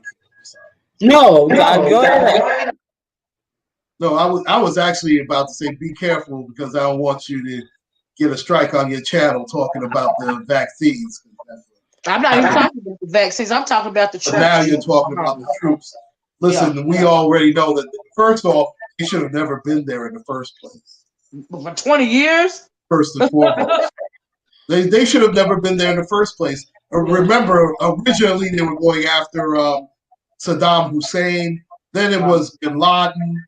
Bin Laden's been killed allegedly by Obama how many years ago? Been about 11, 12. But like you said, allegedly several years ago. So yeah, allegedly. So there was no need for the troops to still be in Afghanistan after that. It was no need for him to still be in Afghanistan after they found what's his name in that ditch? What was that? Yeah, Bin Laden. Yeah, not Bin Laden, before Bin Laden, Saddam.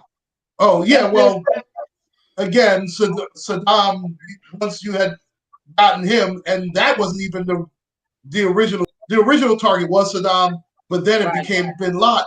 Right. Which neither one.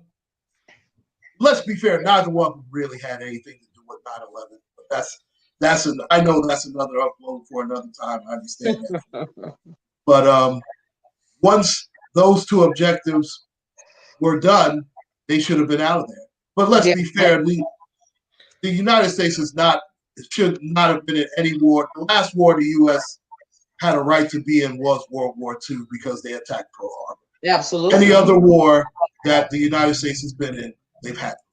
Absolutely. Follow the money. I know. I was there when they burnt them. I was there in Kuwait when they burnt those oil fields, and that was $60 million worth of George Bush Sr., the Bush family money. That's why we were in Desert Storm. If you want the real. Yes. Follow the money. And all these contractors and all these people who have been getting rich for years and years and years, more of the budget going to the Pentagon, less money going to the people.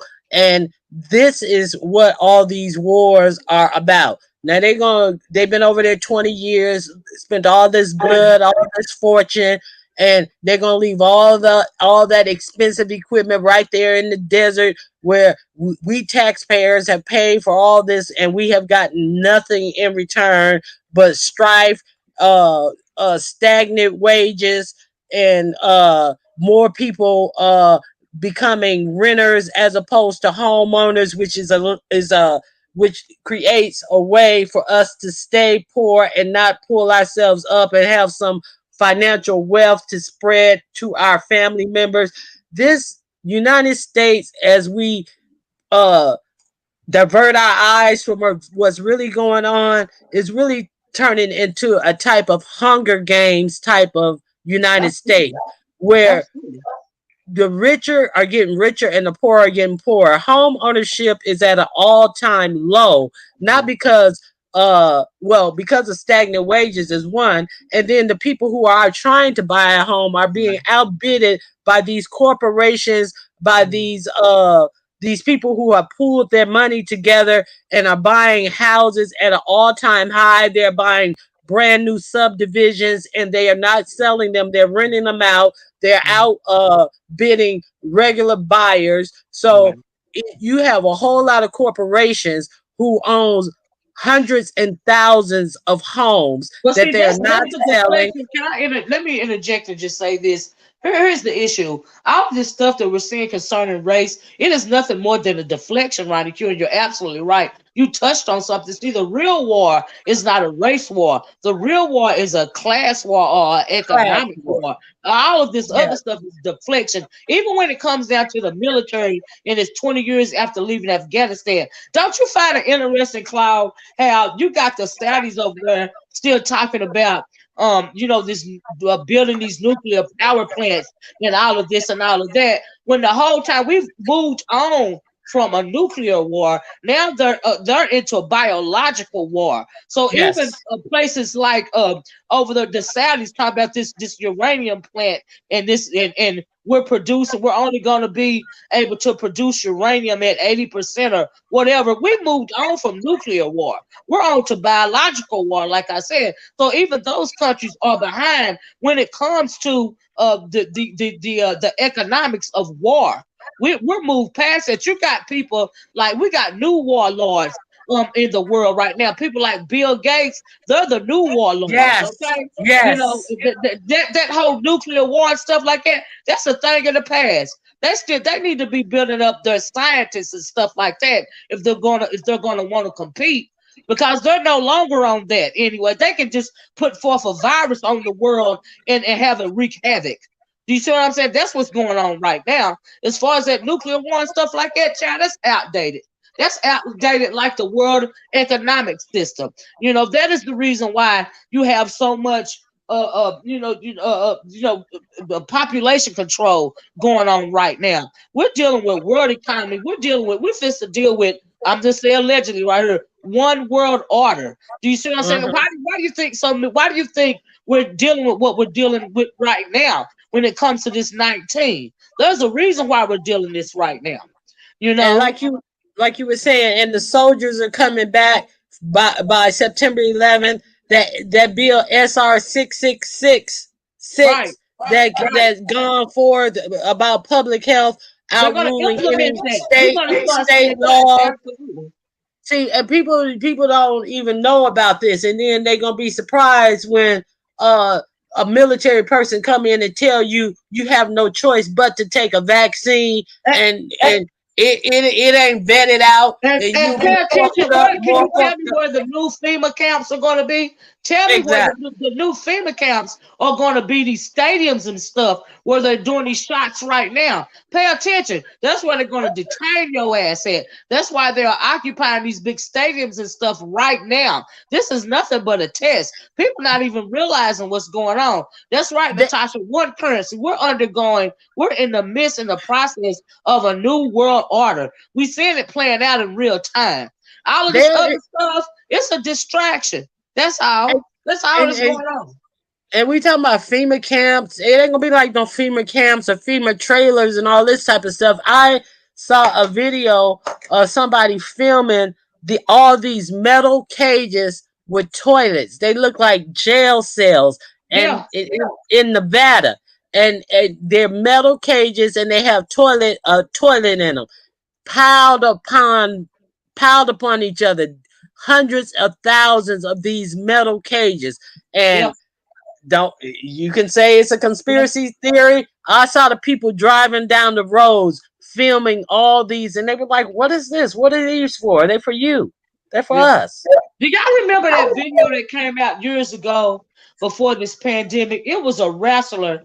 Oh, I don't know if y'all remember. It was a video, and he showed all these coffins and stuff at these FEMA camps and stuff. Y'all remember Oh, that? you're talking about Jesse the Body Ventura. Yeah, remember when he showed that? Yeah, I remember. No, but people thought he was crazy back then. They but got him off the air too real quick, didn't they, folks? What'd you say, Cloud? They got him off of the air real fast, didn't they? They sure did. But look at what's going on right now. It's like he tried to warn us. Yeah. And look at what's going on right now. Ain't that something? Yeah.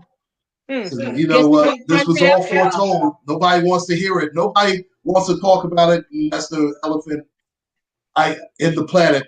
This was all foretold. Yeah. Anybody who has taken the time out, and don't listen to just the pork chop preacher or whoever. You have to take the time out, observe, examine it for yourself. Don't wait for anybody to tell you about it. You need to read it. You pray to the Most High for discernment. All of this has been foretold. We need to be trying to find out how we're gonna move. You know what I mean? How we gonna move in this country? You know, when these soldiers come home, because you best believe they're moving slowly and they distracting everybody. And we know that in particular as a people, we are the last ones to find out what's really going on. But other races of people, the Anglo, for instance, they have been preparing for this forever. Do you see what I'm saying? It is only us that are not even want to acknowledge what's going on. Who do you think they're going to round? They already told us who they're going to round up for this next wave of corona response. They said that. They let us know that was coming for our communities first at the onslaught of the pandemic. When they start, all more black and brown people are dying of the coronavirus and all this and all that. They already told us who they coming for first when they implement the military phase of the HR 666.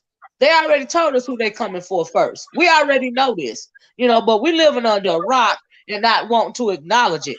We're not being prepared for this. Why do you think Biden don't mind pushing out so much money that we can't even, technically we can't even afford to push out these trillions of dollars? Where is this money coming from? We don't have the gold to back that kind of money. We don't have the gold to back that kind of rollout of funds. We don't have it. They're just printing money and it's circulating in this country. It's going no further than that. And people not even realizing that. We're not even dealing with a global economy right now. It's it's every country for himself right now. Right. And people are not even realizing that.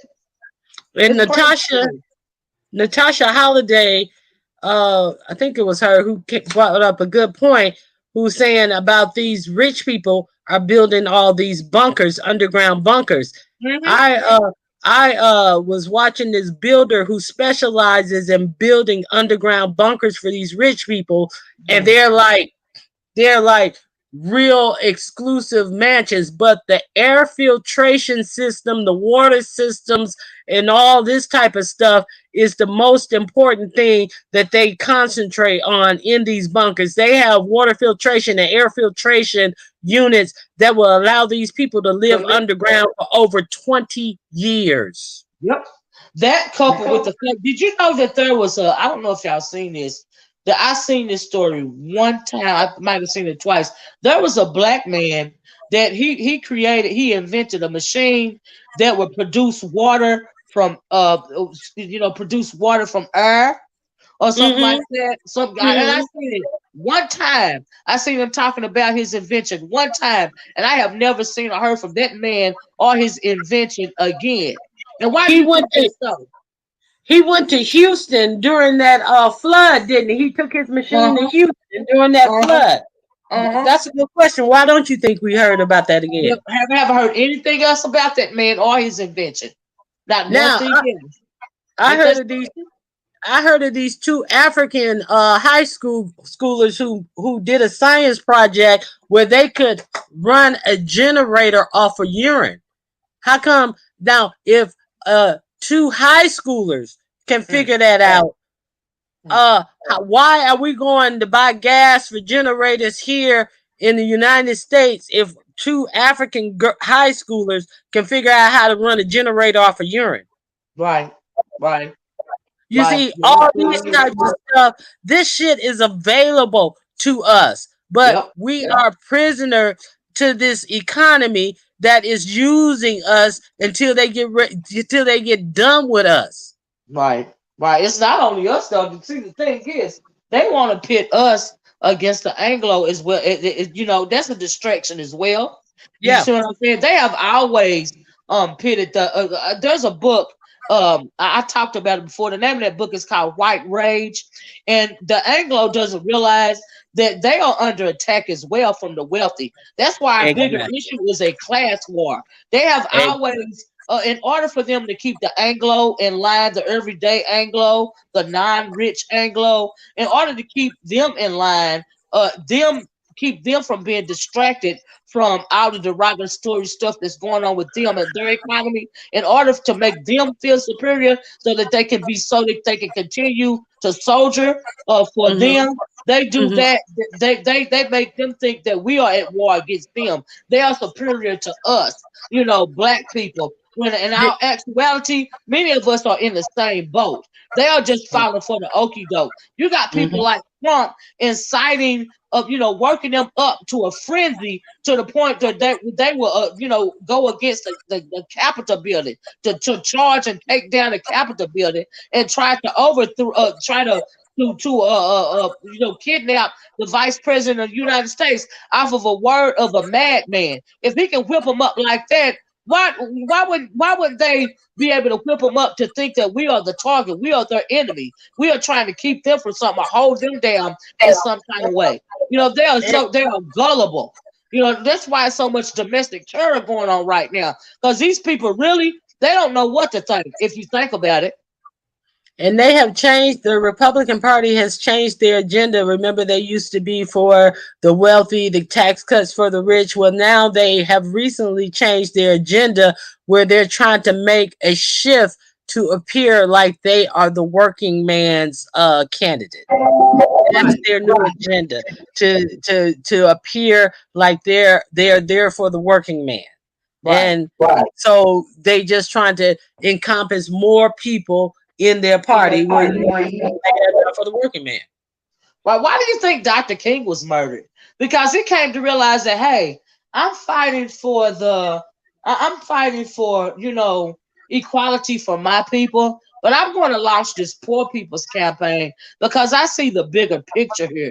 I see what's Mm-hmm. really going on. I Mm-hmm. really see the economics of it all. And Mm-hmm. when his eyes had become open, that's when he was murdered. As long as he was saying we shall overcome, and I have a dream, they was cool I with have that. a dream. Mm-hmm. But And he when was he okay when he came was with, dreaming.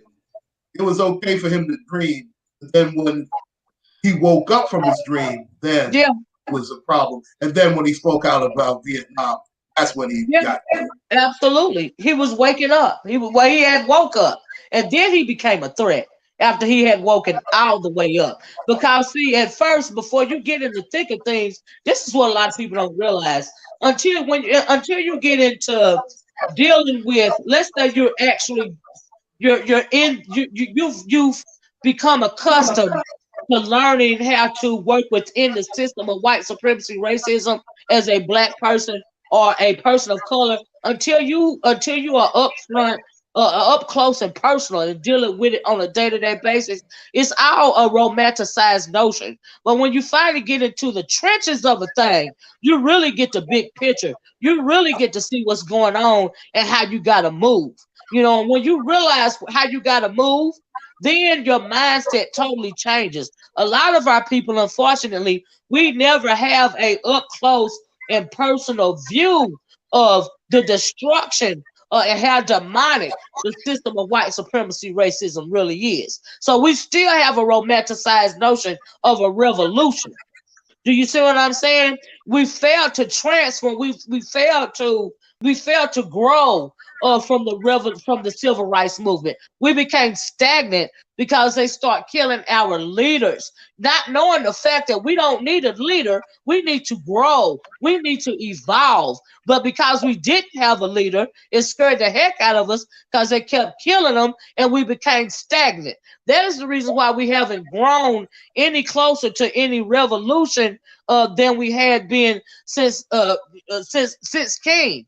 You know, since then we haven't grown, any smarter when it comes to liberating our people, because we think we think we need a leader, we think we need somebody that's gonna martyr themselves, we think we need somebody to speak for us, and we don't want to stand together for that same fear. It's because we are afraid, but like I said, every dog get tired of being kicked, and but what you need is people to teach you how to work through the system, got to work around the system. So you can't attack that monster head on. You gotta get it from the inside, and work your way out.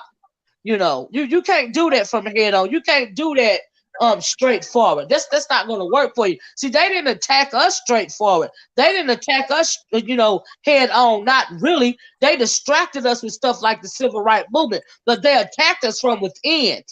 Dissension in the ranks, messing with our economics, messing with our communities. Getting rid of our black businesses, because what they say, some black people think the white man ISIS told her. They said, well, okay, they want to sit in our restaurants. Let's give them access to our restaurants, because we're gonna get access to our money. They wanna buy goods from our stores and stuff without being harassed. Okay, we're gonna let them do that, because we're gonna take their money and we're gonna whittle away at their own economic base. They want to ride on our buses. Okay, let's let them ride on our buses in the front.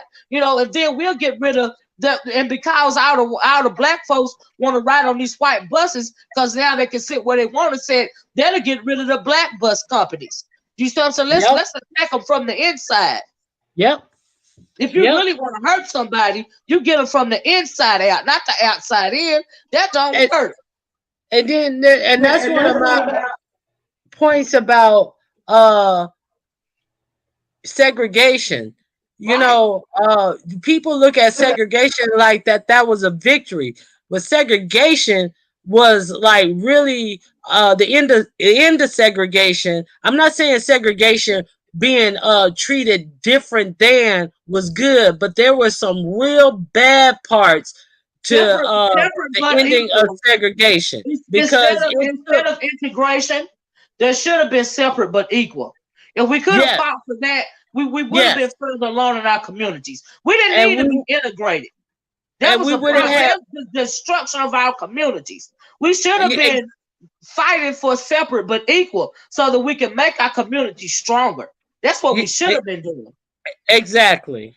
But that's what I'm saying? Like quarterbacking. But see, I can't even blame our elders for for the civil rights movement or integration, because we were under attack even greater than we are now. What they wanted with integration was protection.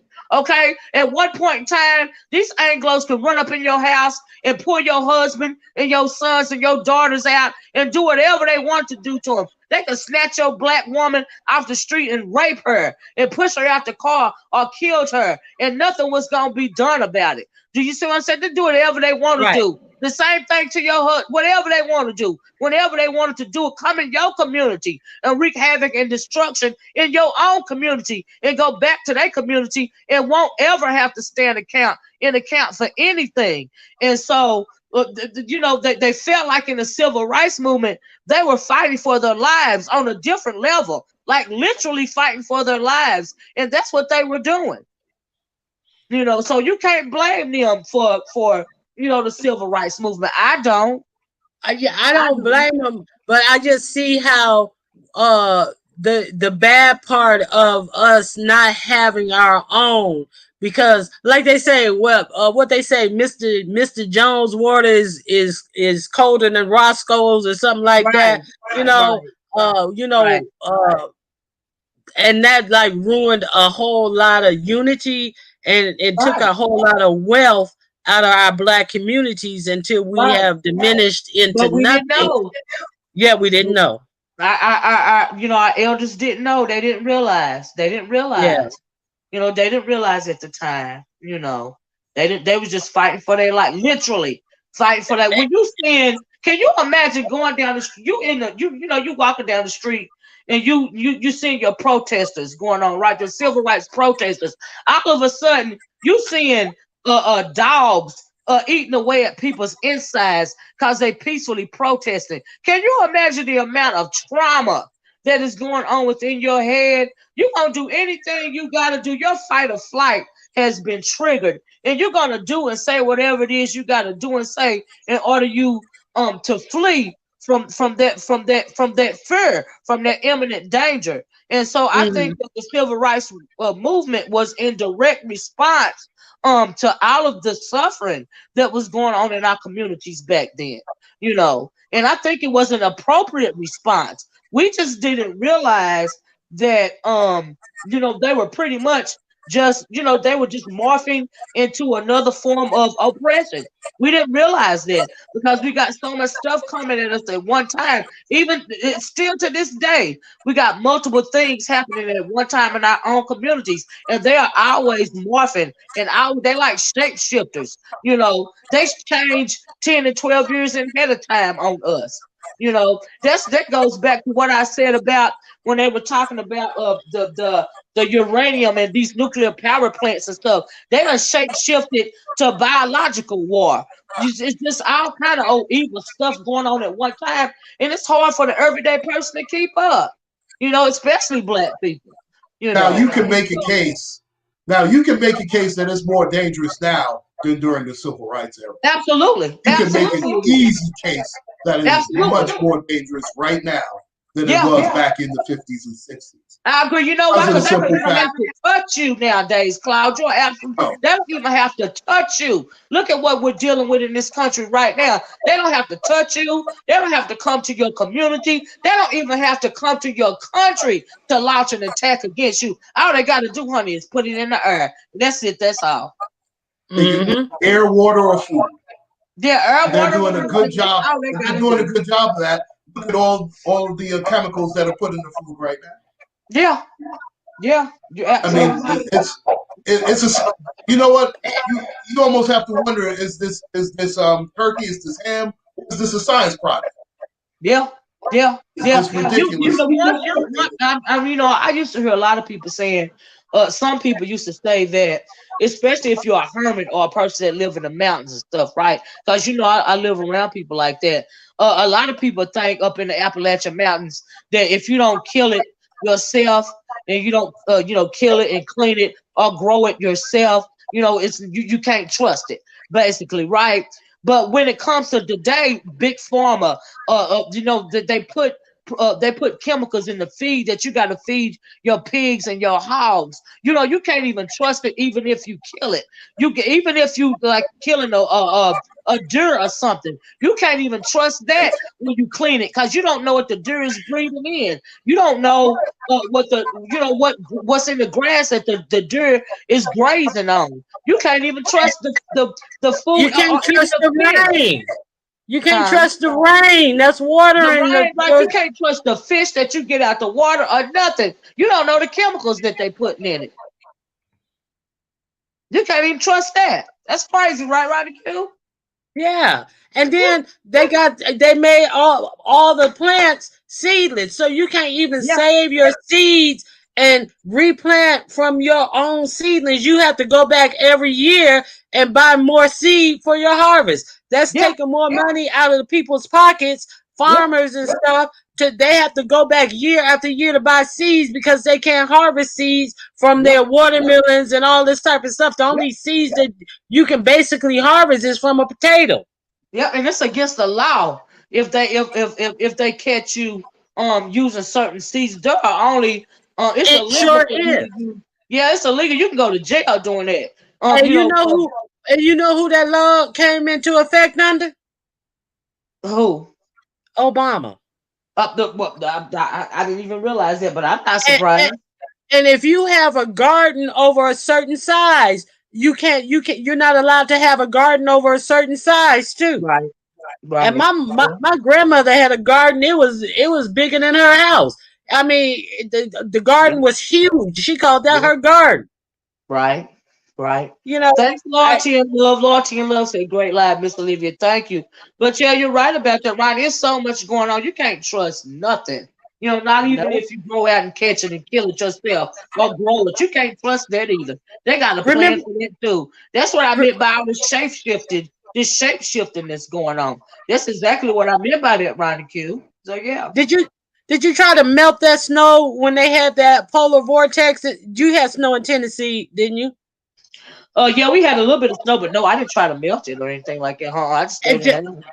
and remember when they tried to in Georgia when they had that big snowstorm a couple of years ago, and then people were putting matches to it, and the snow wouldn't even melt. It would just turn black, but it wouldn't melt.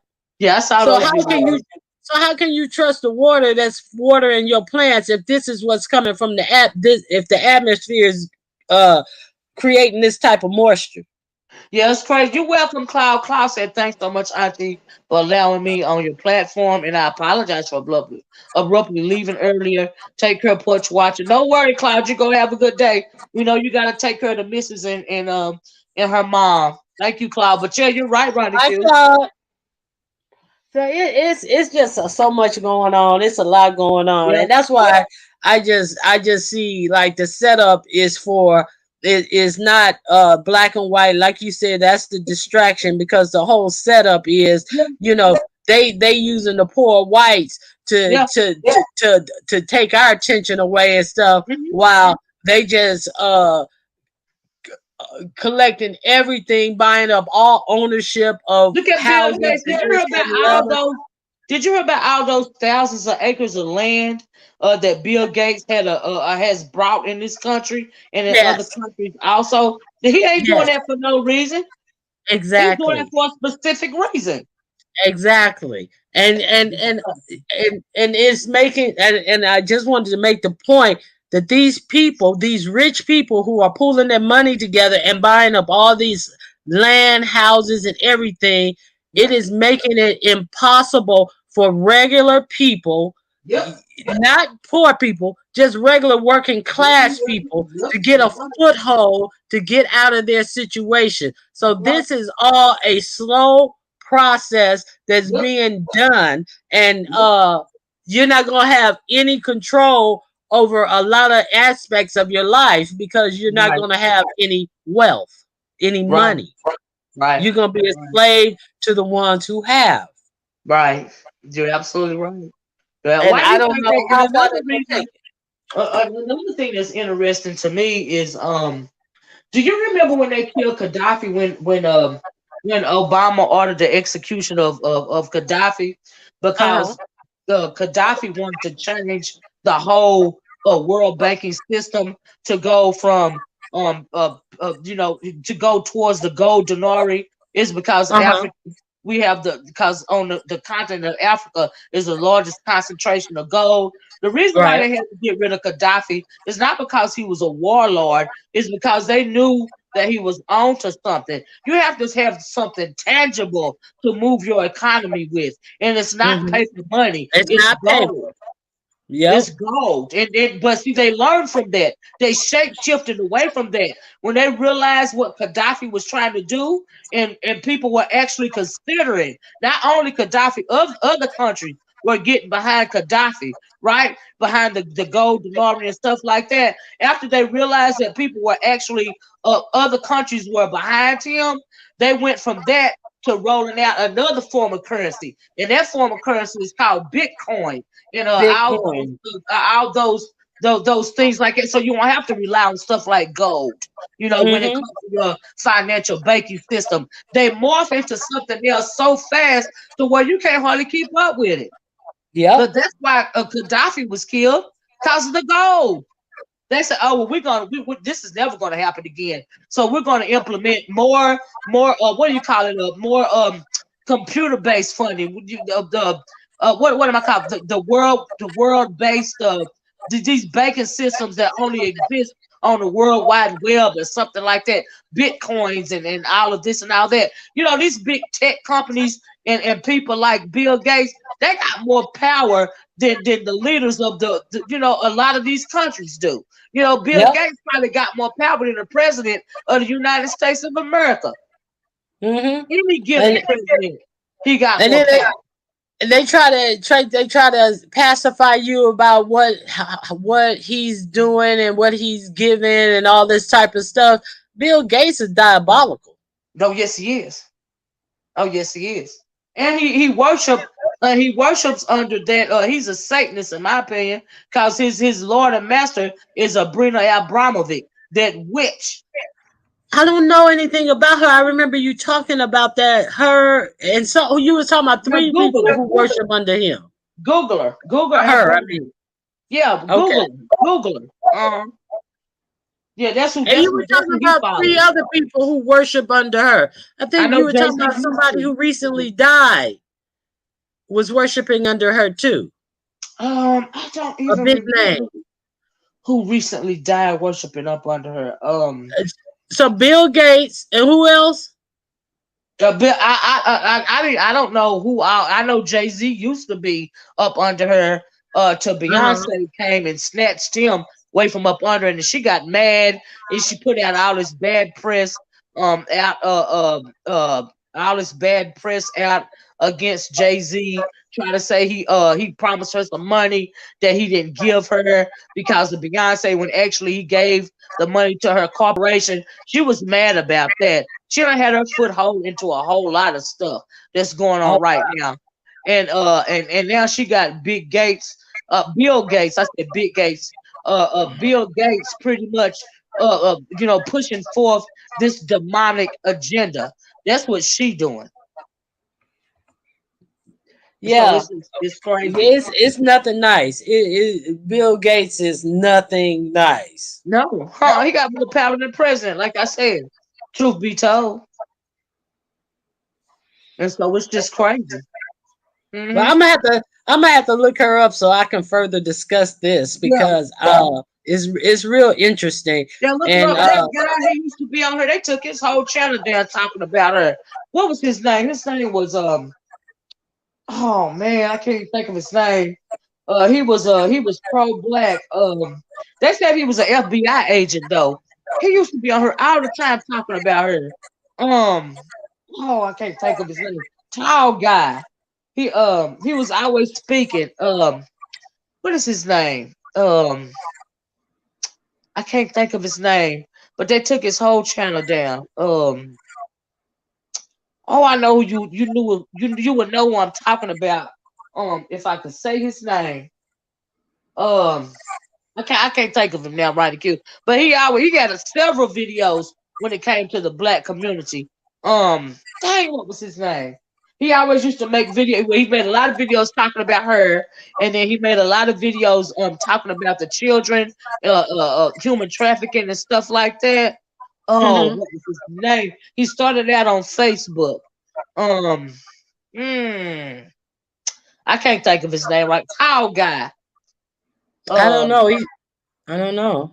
I can't think of him right now. I wish I could think of his name. I know you would know what I'm talking about. But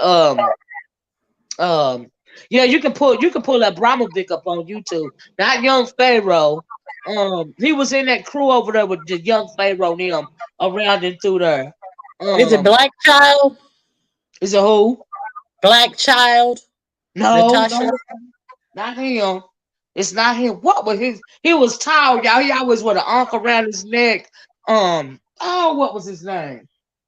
But anyway, he did a lot of videos on her, on Abramovic, to the point to where they snatched his whole channel. I cannot think of his name right now. I even posted a couple of his videos. Is his name Kevin?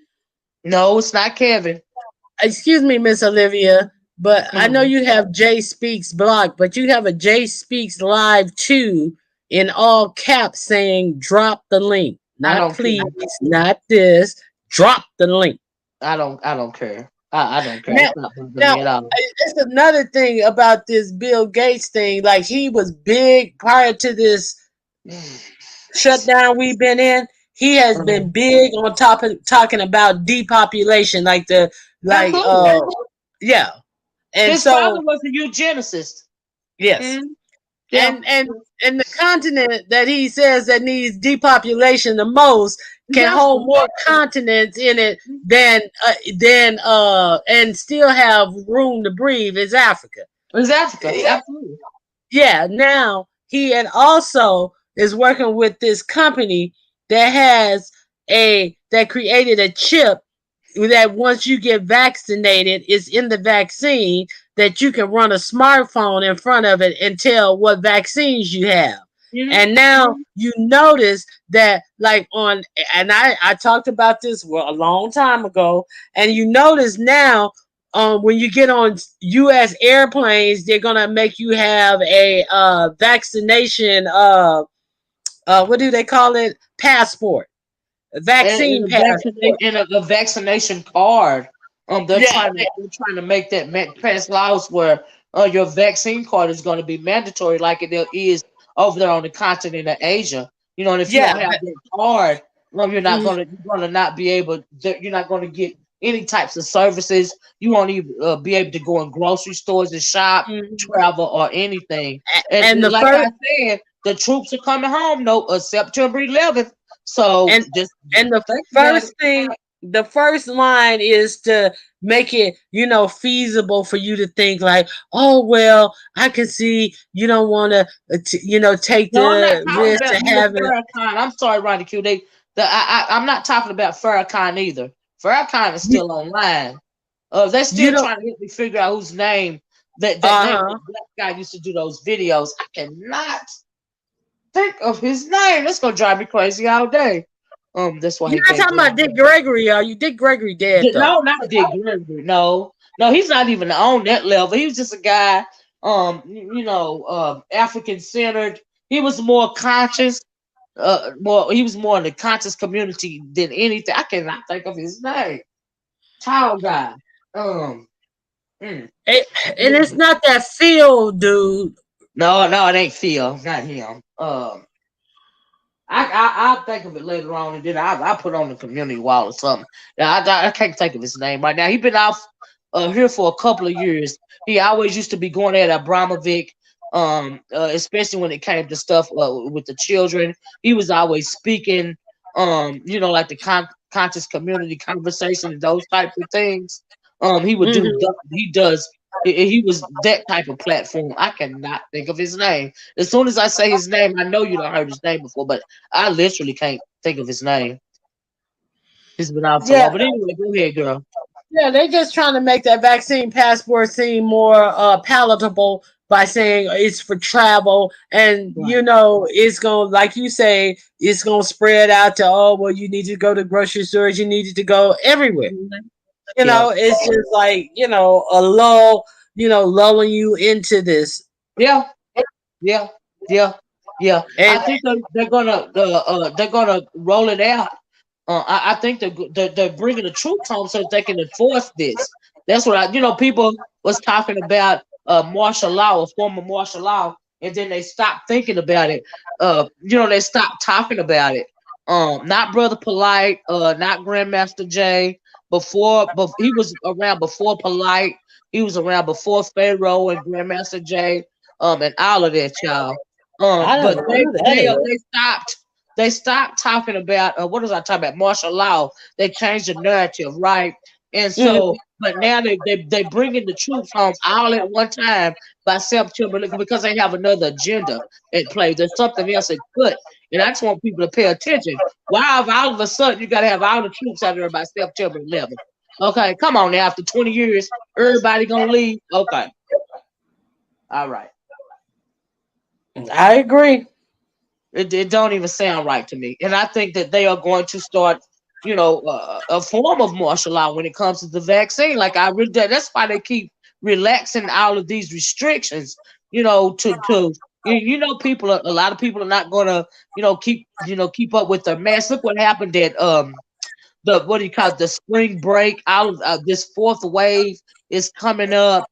All of it is just you can just sit back and watch how they changing the hands on the chessboard or whatever. You know, that's why I people. agree. She said exactly. It's another agenda. It's all up front. I absolutely agree with that. You know, and so they talked about chipping people. I mean, they've been talking about chipping people. They got it. Like they say, they got it. Have they rolled out that chip to where you can put your credit information under your skin and you just scan your arm? I think I some heard people. I heard that is already out.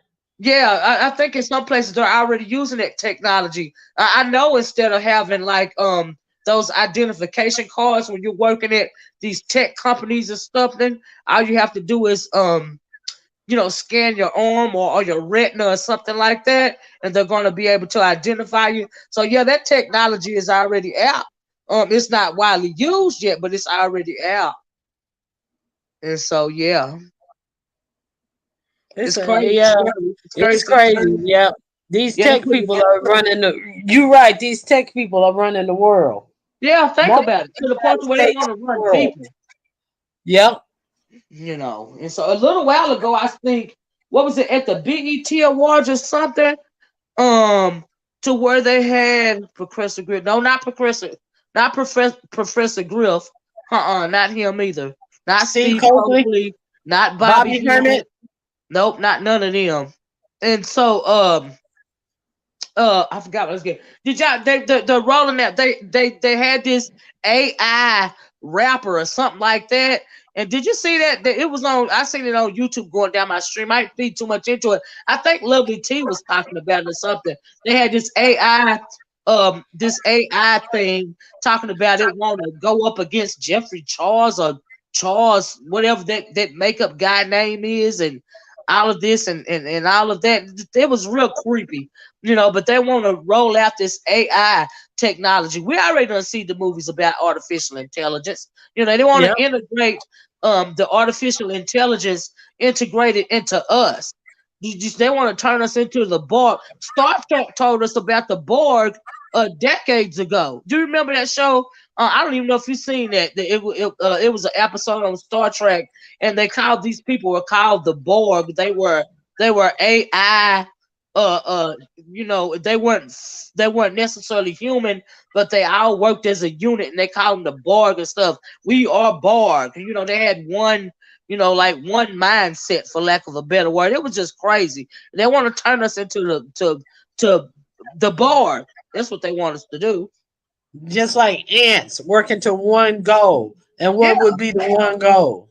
yeah, yeah. No, I'm To not to, talking about to burger chicken supply the either. to supply the queen of the hive, while everybody Yeah, else is out there working for one queen, and everybody's out there building the nest and all this type of stuff for one rich person. right. Right, working for the sis like the Matrix, like that. But we are not, we are Borg and all of this and all that. But and black people love to say we are not a monolithic people, and of course we're not. Why should we even have to say that? But that's what they want you to be. That's what they're trying to turn you into.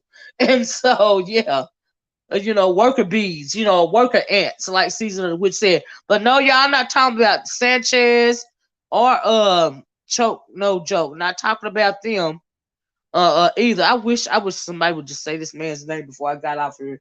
But yeah, but that's what they're going for. That they want to integrate AI technology into us, breathing, living human beings. Yeah. And they're That's not what gonna be they're not gonna be happy until these computers start to think for themselves and work for themselves and operate for themselves, and then yeah, we're gonna be SOL. yeah, that's true. But did you see where was it the Tesla had a wreck the other day, and they thinking it's because of the thing driving itself or something like that. That's a good No. setback. Oh Yeah, no. Well, I yeah, know they have that technology, but I didn't know one crash. There was a wreck the other day, and they start talking about the fact that it was driving itself or something like it. That's right, Caesar of Rich. They want to be God. They think that they can usurp God. They think that they can somehow possess what some people call the God particle. But you can't do that. You can't reproduce a human spirit, a human soul. You can't reproduce that. You cannot reproduce or recreate in a computer lab that which is given to us by the Most High. You can't do that. And with them computerizing, wanting everything to be computerized. Okay, everything self-serve. You go to Walmart, the self-checkout is getting bigger and bigger and bigger and bigger. Right. You go to some of these McDonald's, you order at the station, and then you go up there to pick your food. You don't order with a cashier. That's more jobs gone. And so all this computerized stuff and self-serve stuff. There's a store over in Europe where it's like a convenience store, and you go in there, and to open the thing, you scan your card, you pick your item, and you scan it. Nobody's in the store. It's totally self-serve. And I was like, who thinks these things are good ideas? So what are all these people who you putting out of jobs gonna do? Right. They gonna be slaves to you. That's what they gonna do. You see that's what I'm they saying? want to be. Exactly. Mm-hmm. They're trying to put people in positions where they don't have any jobs, where everything's automated, computerized, and all this type of stuff. So what the people gonna do? Let me read this. I repeat everything he says. I'm listening. I'm hearing a lot of uninformed commentary. It's getting very bizarro. Let me tell you something. Anything that on my channel, any commentary I'm putting forth is not uninformed. Okay, you can go Google this information for yourself. And if you have any type of critical thinking skills, if you are paying attention to what's going on in this world and not just on YouTube, then you would not say that the commentary is uninformed. Just Google the information. Okay? I'm just saying. And if you don't agree with anything that we're talking about, would you prefer for me to put allegedly in front of my commentary? Because I will. Because what you're supposed, when I'm doing this type of commentary, and I realize it's not roasting and gagging, but when I'm talking about things of this nature, it is simply to get you to go do the research for yourself. So before you come in here and say my commentary is uninformed, you need to go back and do some research for your own self. And don't ever try to compare my platform or my channel to anybody else's platform or anybody else's channel. Don't come in here and try to usurp my commentary. That's what you should not do, because you're going to make yourself sound like a fool. And like I said, y'all, anything that you are hearing on here today, please go back and do the research for yourself. Okay, that's why we're having this conversation in the first place, because I don't do this type of commentary anymore. And Ronnie Q knows that. I got sucked into the conversation today because we was talking about George Floyd. And I would rather do this type of content than the roast and gag content. But I'm over here in the roast and gag section, and I don't mind doing it. And so, okay. But just for today, we're having this conversation, and I'm enjoying it. Once again, if you don't like it, move the fuck on. Anyway. Yeah.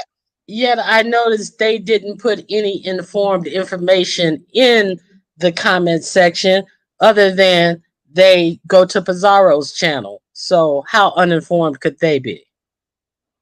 I mean, I guess they just want to start something. I guess they think I'm going to say something about the girl's content. I'm not.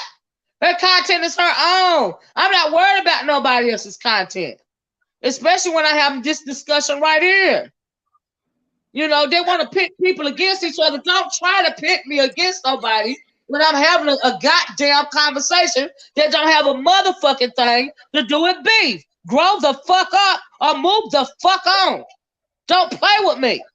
And I don't need anybody's stamp of approval about what I'm informed about, because I know what I'm informed about. I don't need anybody praises about my being informed about anything. But since they have so much about how uninformed we are, why don't they come in and drop a little information for us? So obviously they're more informed than us. So I'll wait for them to drop any information. If they was informed or not, I don't give a damn. They're not informed. They're just talking dumb shit. Right along. What was we talking about before Ronnie Q? Because I lost my girl. Now you know it's quick for me. The Thunderdome ain't today. The Thunderdome ain't today. Right. This is not a Thunderdome. The Thunderdome. Anyway, y'all please hit the like button though. But this is not a Thunderdome type of conversation today. Thunderdome. But anyway, girl, I got sidetracked. Anyway, what was we talking about before that? Because it was something that I had to say. Oh shoot! They made me lose my train of thought. I guess that's why they popped in here to do that type of trolling. Child, move right along.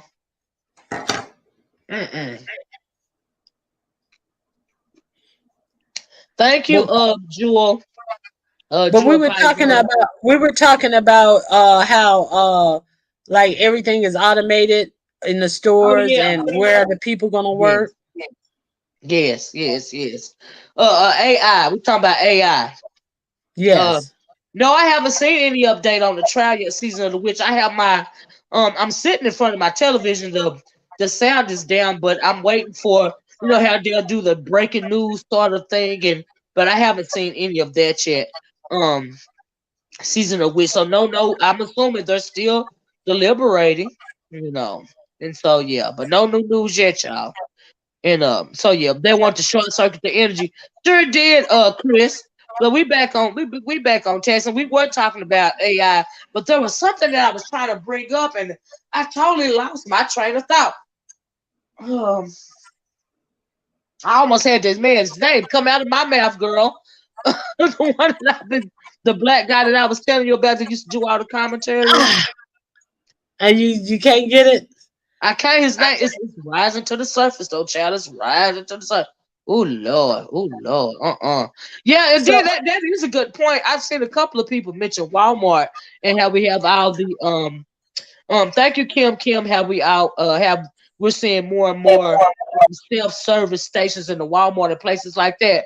So why would they holler? Well, we're going to raise our minimum wage to $15 an hour, but at the same time, you laying all these people off, and you're moving more automated, self-service, systems in your stores. But then you're on the other hand, you're saying you're raising your minimum wage. That ain't nothing but a distraction. You don't want people realizing that you putting these people out of a job. mm-hmm. That's Sheba exactly said they right. boarded up windows. They boarded up windows, Sheba, getting ready for that verdict, right? Yep, I can believe it. I Well, I hope believe it's it. a victory dance instead of anger this time because It would be uh, nice for them to do the right thing, Ronnie. I agree. It you would be know nice. the two cops who I can remember in recent history who have really well, they didn't get as much as they should have. The dude who shot that dude in the back in either North or South Carolina. Hmm. Remember that dude who got Yeah, shot in when the he was back? running away, the police officer. Hmm. Yeah, he He was got running like away. he's like the officer I know who's gotten like the most time because he got like 20 years, but that still wasn't what I would have got if I'd have killed somebody in cold blood like that. Hmm. So, even the victories are, even when you get justice, if it's like worth 20 years, it's worth life. Because I mean, Yeah. you Yeah. know, even the most is not enough. Yeah. Yeah. And I then mean, I because it's think a the life. William McDonald killer, I think he got something like 16 years or something like that. I The don't even remember, but like you said, it's not enough. I mean, Yeah. it's a life. So you can't. I don't know, child. Yeah, Walter Scott. But yeah, he did get now that guy, that officer. Yeah, the victories are short lived. I agree. But why is it so hard for? But you have to really look at the sinister nature of these race soldiers. And the way they back each other up and all of this and all of that. Take the one recently with Dante Wright. You see how quickly that woman got posted bond and got out of jail. Yeah, because I what bet was you her bail? not one dime of that you just believe came out of her own pocket. Okay, Well, not one red cent. I don't even recall them saying what her bail was. First They of said it was all, $100,000. ah, now, You know, now, who that shot out and killed somebody, a regular person, and they bail was in charge with what she was charged with, and they bail was $100,000. First off, $100,000. Right. Cold blooded murder. Miss Philadelphia said it would be nice for them to do the right thing. But when has America ever done the right thing? Sad, Miss Olivia. You're absolutely right, Miss Philadelphia. When has that's true. America ever done the right thing? That's facts right there. That's the period. I absolutely agree with you. When have they ever? It's too much like right for them to do the right thing. And you So know that people are so conditioned to contort themselves to say, "Oh well, let me believe what my biases tell me, even though I don't see this happening. I got to get a way out to say that, oh, this killing wasn't so bad." But you see it happening, but you want to buy into something to support your biases that black people are violent and superhuman and don't hurt, don't have feel pain, don't die like Right. you. yeah, absolutely, absolutely. When in all in actuality, those descriptions, those things that they try to place on us, they're really describing themselves. Exactly. The Exactly. inhumanity, uh, of the way that they move is crazy, you know. And so yeah, like I said, deflected. It's all a diversionary tactic, you know. And so yeah, and And so so yeah, we'll get so center focused and stuff on this. yeah, And while we call ourselves going to other nations and creating liberty and democracy for other nations, yep. all while we distracted, all our liberties, all our democracies are being swept away from A us. little bit at a time, but it's not only us, it's them too. It's the Anglo too. See, but the distraction is it's just us that these freedoms are being taken away from. Do you see what I'm saying? It's just us that are having to deal with this. But see, a few people, I mean, oh girl, I ain't even gonna say that, but folks is waking up. That's all I'm gonna say. But they wait, but the leader of them, you know, seeing things for what they are is distorted. Even when Yes. they want to get a grasp on what's really going on in this country, it's always distorted. It's always under control of a freaking madman. So they can't even get that right. Well, you know, the first part of this whole scheme was to dismantle our public schools. So No, our education system. man, So no. you see what I'm saying? So that Yeah, was the first. That was the first. So you'll have people who will buy into conspiracy theories because they don't know how to research, learn, yep, understand, comprehend things that they yep, read. So yep, they yep, parrot things that sounds reasonable to them that may not even be based in any type of fact. yep, So yep. the whole thing about a theory is you have to have a hypothesis That's which right. you test to see if it stands up to what you what your to what the hypothesis is, and then if it does stand up, then it's a theory. But people aren't testing these theories, conspiracy theories. They're just repeating these things. So you know the whole, like they say, people who are prone to believe conspiracy theories are less educated and don't have the skill set or the will with all to research things that they're talking about. Well, they want to do away with critical thinking skills. Correct. um teaching people how to think critically, Hmm. and analyze things using their own brain as opposed to the computer.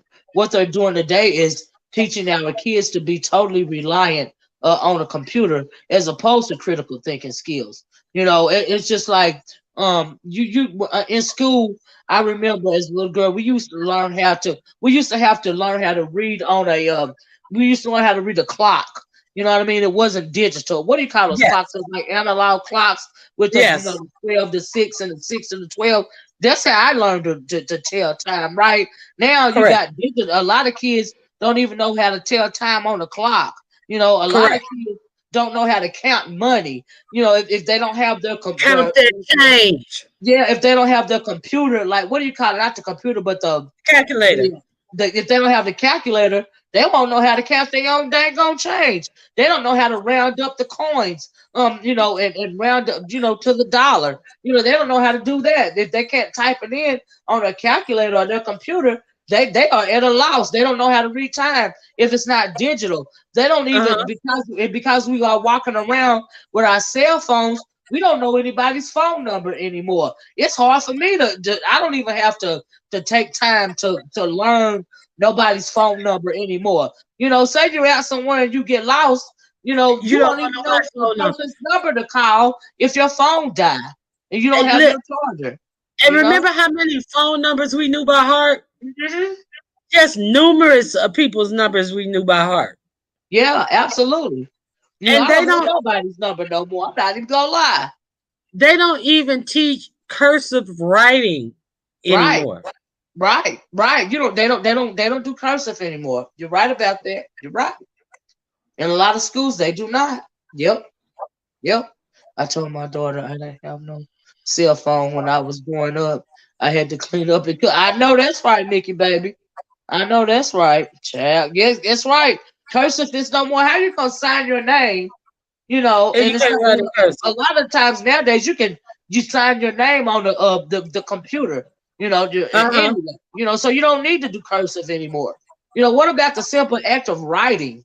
Writing letters as opposed to a text message. And when they write in longhand, they still use the text shortcuts and stuff. They still write like they're doing a text message. They don't know how Right. to write the whole word out. It's just like a text letter. Right. Yep. And it's unfortunate.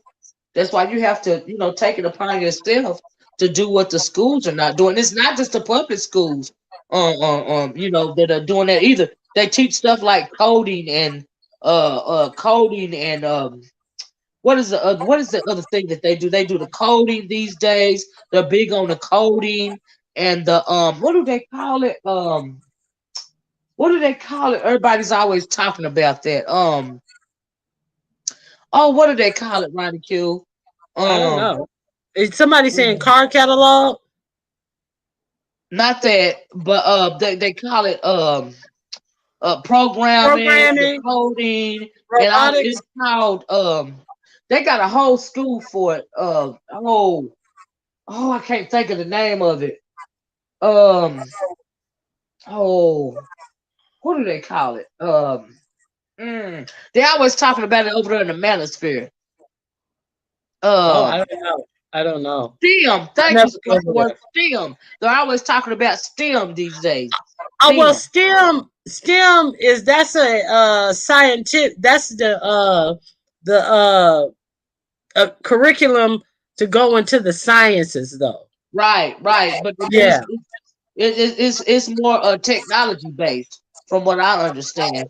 It's because my nephew even has a STEM class, and so yeah, and they have a whole STEM school in one of these counties around here, one of these cities around here. They have a whole STEM school, and so yeah, it's crazy.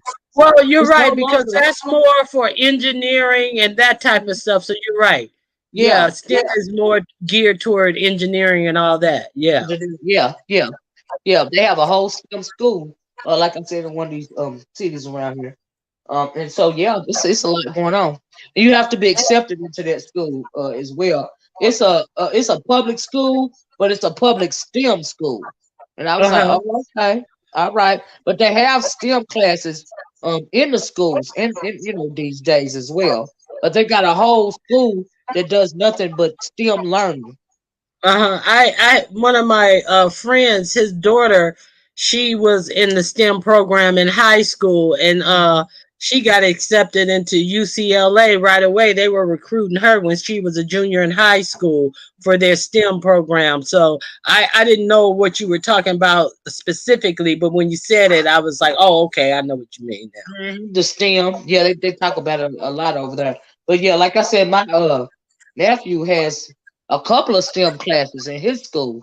Even now he doesn't go to the whole STEM school, but he has, they have classes integrated into, the other the other classes and stuff. So yeah, But the sad thing about it is that if you look at places like Google and YouTube and all these places, they hire mostly white people, and then they say that they have a hard time recruiting people who go to black university, even though they go through these programs and stuff.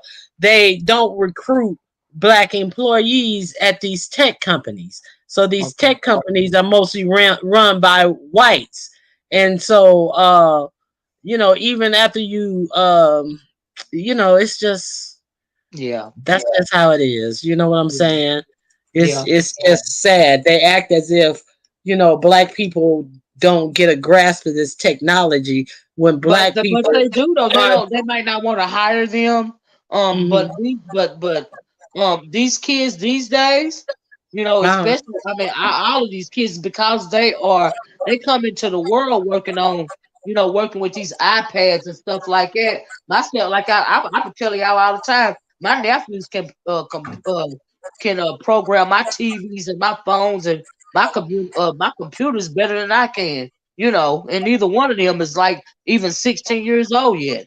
And they're better Mhm. at the technology than I am, And that's a right good thing. now. Because they grow up in it. Like my nephew, my 7-year-old, he grew up on freaking playing with the iPad and those computer games. And he don't want toys. You know how kids used to want toys and stuff like that? He don't like Mhm. toys like regular toys. He like electronics and stuff like that, like the video games and we just bought him, and he too short for it, but we just bought him one of those those motorized skateboard things.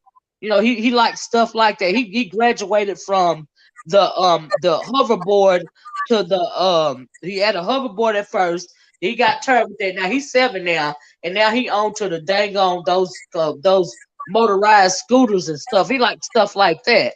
You know, Uh-huh. he don't like regular toys and stuff. And he's 7. Mhm. So it's a lot good. They grow up. They've grown up. Under this technology. They Yeah, don't even that's have to true. go outside and play no more. They'd rather be on the No. computer or the iPad or doing something like that. And when he does go out, he got to have like one of those little drones or one of those like motorized scooters, and they like stuff like that these days. These kids do. Yeah, playing is obsolete for these kids for the Yeah. most part. You don't have to. I remember when I was a kid, you would have to come home and take off your school clothes so that you could go outside and you put on your play clothes. Because Mhm. outside, you playing in the dirt and playing ball and all of this and all of that. You know, Yeah, I used to rush home to change my clothes and get right back yeah, outside. yeah. You gotta put your play clothes on to be outside because you're gonna get dirty and all of this and all that. And, yeah, honey, they don't have to worry about that no more, child. They'll want to be out there anyway. Season of the Witch says, you know, Season of the Witch says, be careful with motorized scooter. I have fallen off and effing my arse up on the concrete. I know that's right, Season of the Witch. Now he always have we got him a helmet. Of course, like the bike helmet and the knee pads and the shoulder pads, and he can only ride in the field right now. We got a big old field, and he done fell several times. That's how he.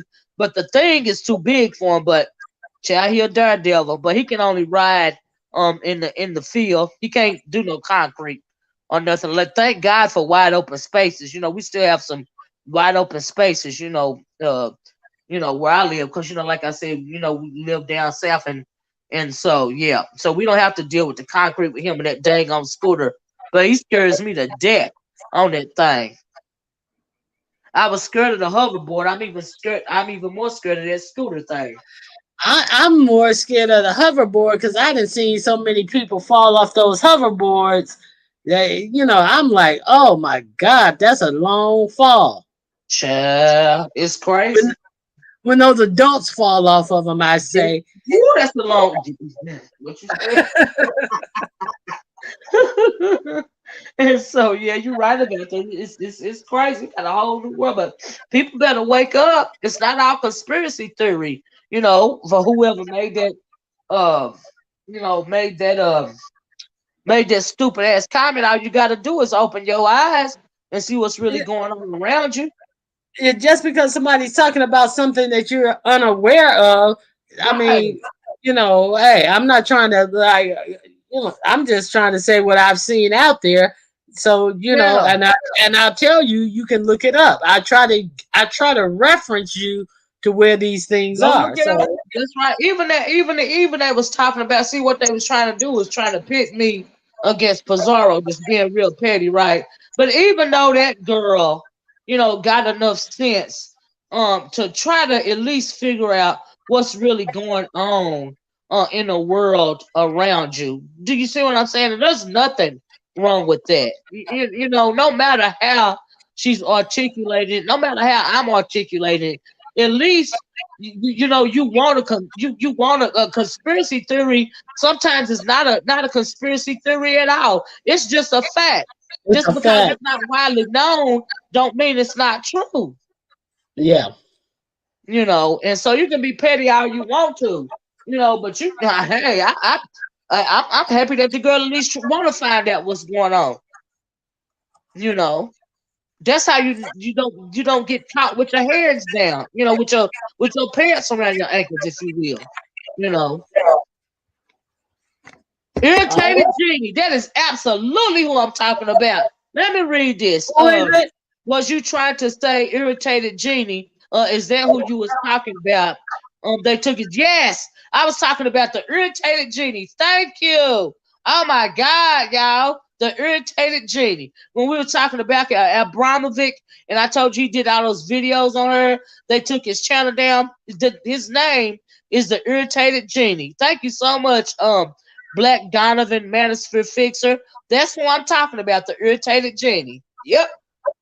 I Yep. wonder what the manosphere fixer means. I don't, child, ain't no telling, but that's what I'm talking about. I'm at work, I couldn't type it. Thank you, but that's what I'm talking about, the irritated genie. Oh my God. Do y'all remember anybody ever heard of the irritated genie?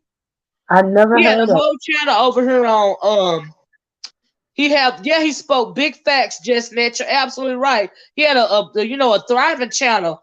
Didn't he just disappear, Chris? He disappeared off of YouTube, and but I first heard of the irritated genie over there on Facebook. I don't know if he has a platform now on any other social media app anywhere else like Instagram or something like that. But they snatched his channel from Why? YouTube. Why you think? He was Because he speaking was too much talking. truth. He was speaking too much facts. Wow. The irritated genie, that was his name. Sure, well, they were saying he was an FBI, undercover FBI agent, and yeah, he is. He very deep. Yeah, yeah, that's true, Chris. Chris.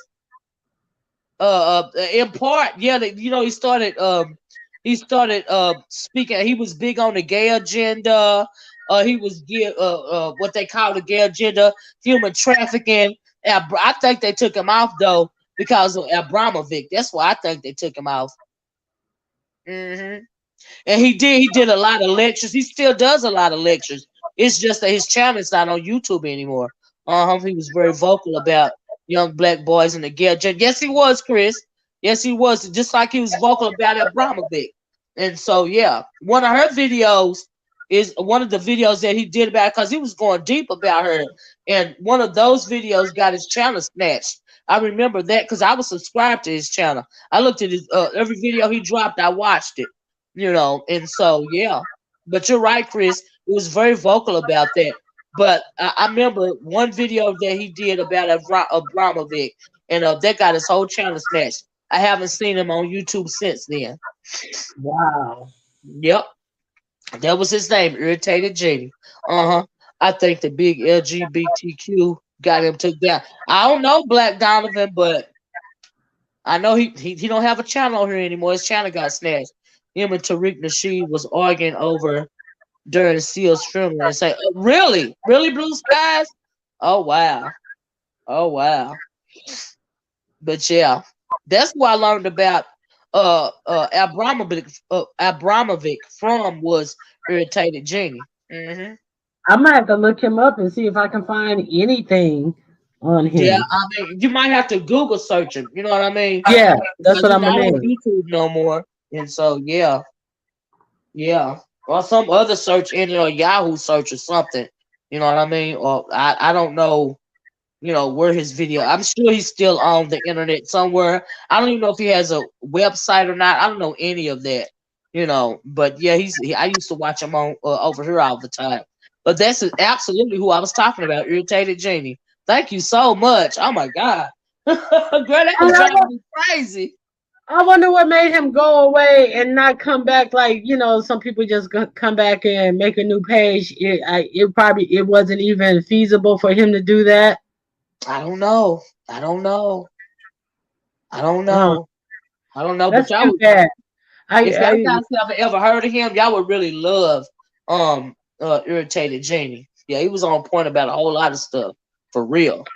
and see the censorship that goes on about you know, that type of content as opposed to leaving just dumb shit on Yeah. as okay to be content.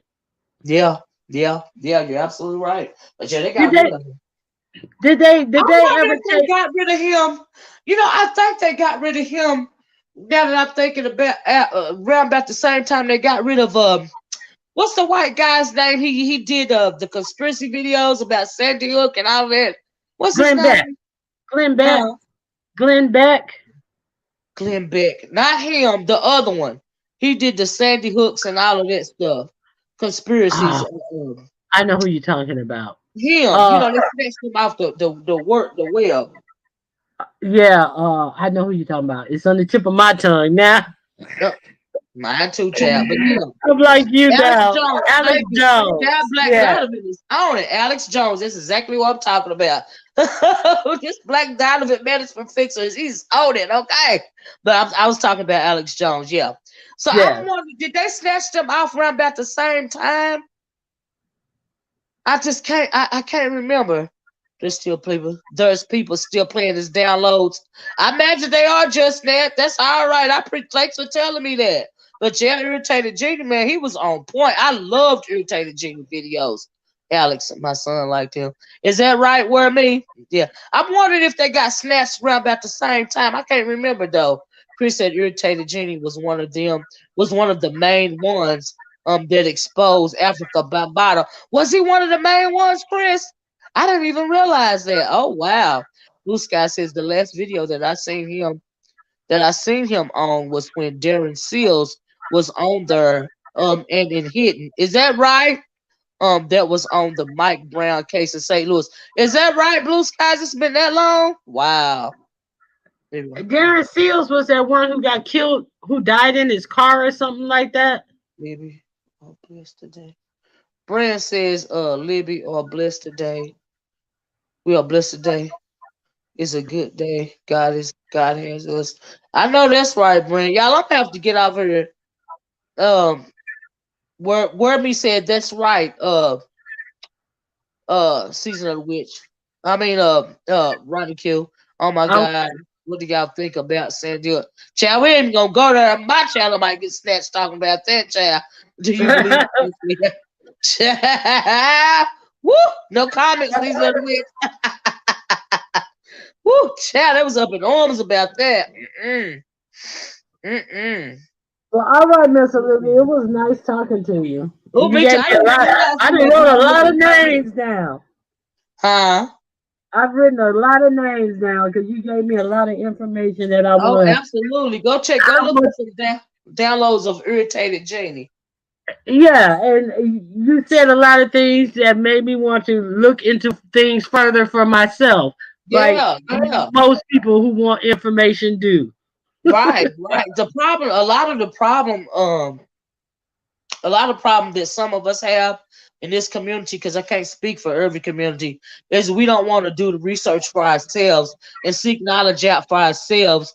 You know, we got used to doing that in the black church. Instead of you studying the Bible for yourself, you would rather listen to what somebody is telling you instead of you doing the reading for yourself. That's why they say, if you want to hide something from black people, put it in a Put it book. in a book. That's the reason why they say that. Do you see what I'm saying? And so, we don't want to seek out the info for ourselves. We feel comfortable having somebody else explain it to us, their version of it. But that's you not utilizing your critical thinking skills and seeking knowledge and understanding for yourself. And that is a big problem that we have. That's why a lot of us don't even believe that our votes count. But we would rather say, I'm not going to vote because my vote don't count anyway. Why would I bother to vote? That's a lie. Why you think they working so hard to keep you to thinking that it don't count or to keep you from voting? And then when you do realize your vote count, they want to try to take your vote away from you or stifle it to the point to where you won't want to use it. But that's because you're not reading and seeking knowledge for yourself. Mm-hmm. That's the trick right there. Seek it for yourself. So anything that I've said on here today, guys, please go do you some research and and come to your own understanding. That's why I'm so glad we had this conversation today. And Ronnie Q, thanks for sitting with me. I always end up being my co-host, girl. We done went through a whole lot of subjects today. You sure have. Yeah, I'm we trying still to on trial watch. Okay. We still on trial watching. Y'all do some research on Irritated Genie, so y'all can look up some of his downloads. I think Just Net might have said that they still play downloads of his. That's awesome. Thank you, Crafts and House. She said great conversation. Mind your own said, hey, how you doing, mind your own? Just Net said start first at City Councilman. Absolutely, Just Net, you're right. Another classic. Thank you, Chris. But anyway, Ronnie Q, I'm gonna get off of here. I'm gonna let y'all go. I gotta see what my niece is talking about because evidently she want me to call her. I don't know what's going on, but evidently it's a good thing. I'm always here for good news, But thank you guys for staying on here with me for 3 hours. I don't know, honey. We started having this conversation. We started going down this rabbit hole, and we kept going deeper and deeper. And Ronnie Q was hanging in there with me the whole time. Okay, thank you everybody that popped up. Thank you guys for commenting in the chat. I love when you guys are so interactive. This turned out to be a really good live, in my opinion, because we got some good information, and I always love, I don't get to have these conversations a lot, in this sector in particular anymore, but it's always fun when I do, and I appreciate you guys' participation. You guys have a nice rest of your day. Please hit that like button on your way out the door. Please consider hitting that subscribe button and that subscribe to the membership button and share the video. Okay? And I'm going to talk to you guys later. Bye-bye. Peace.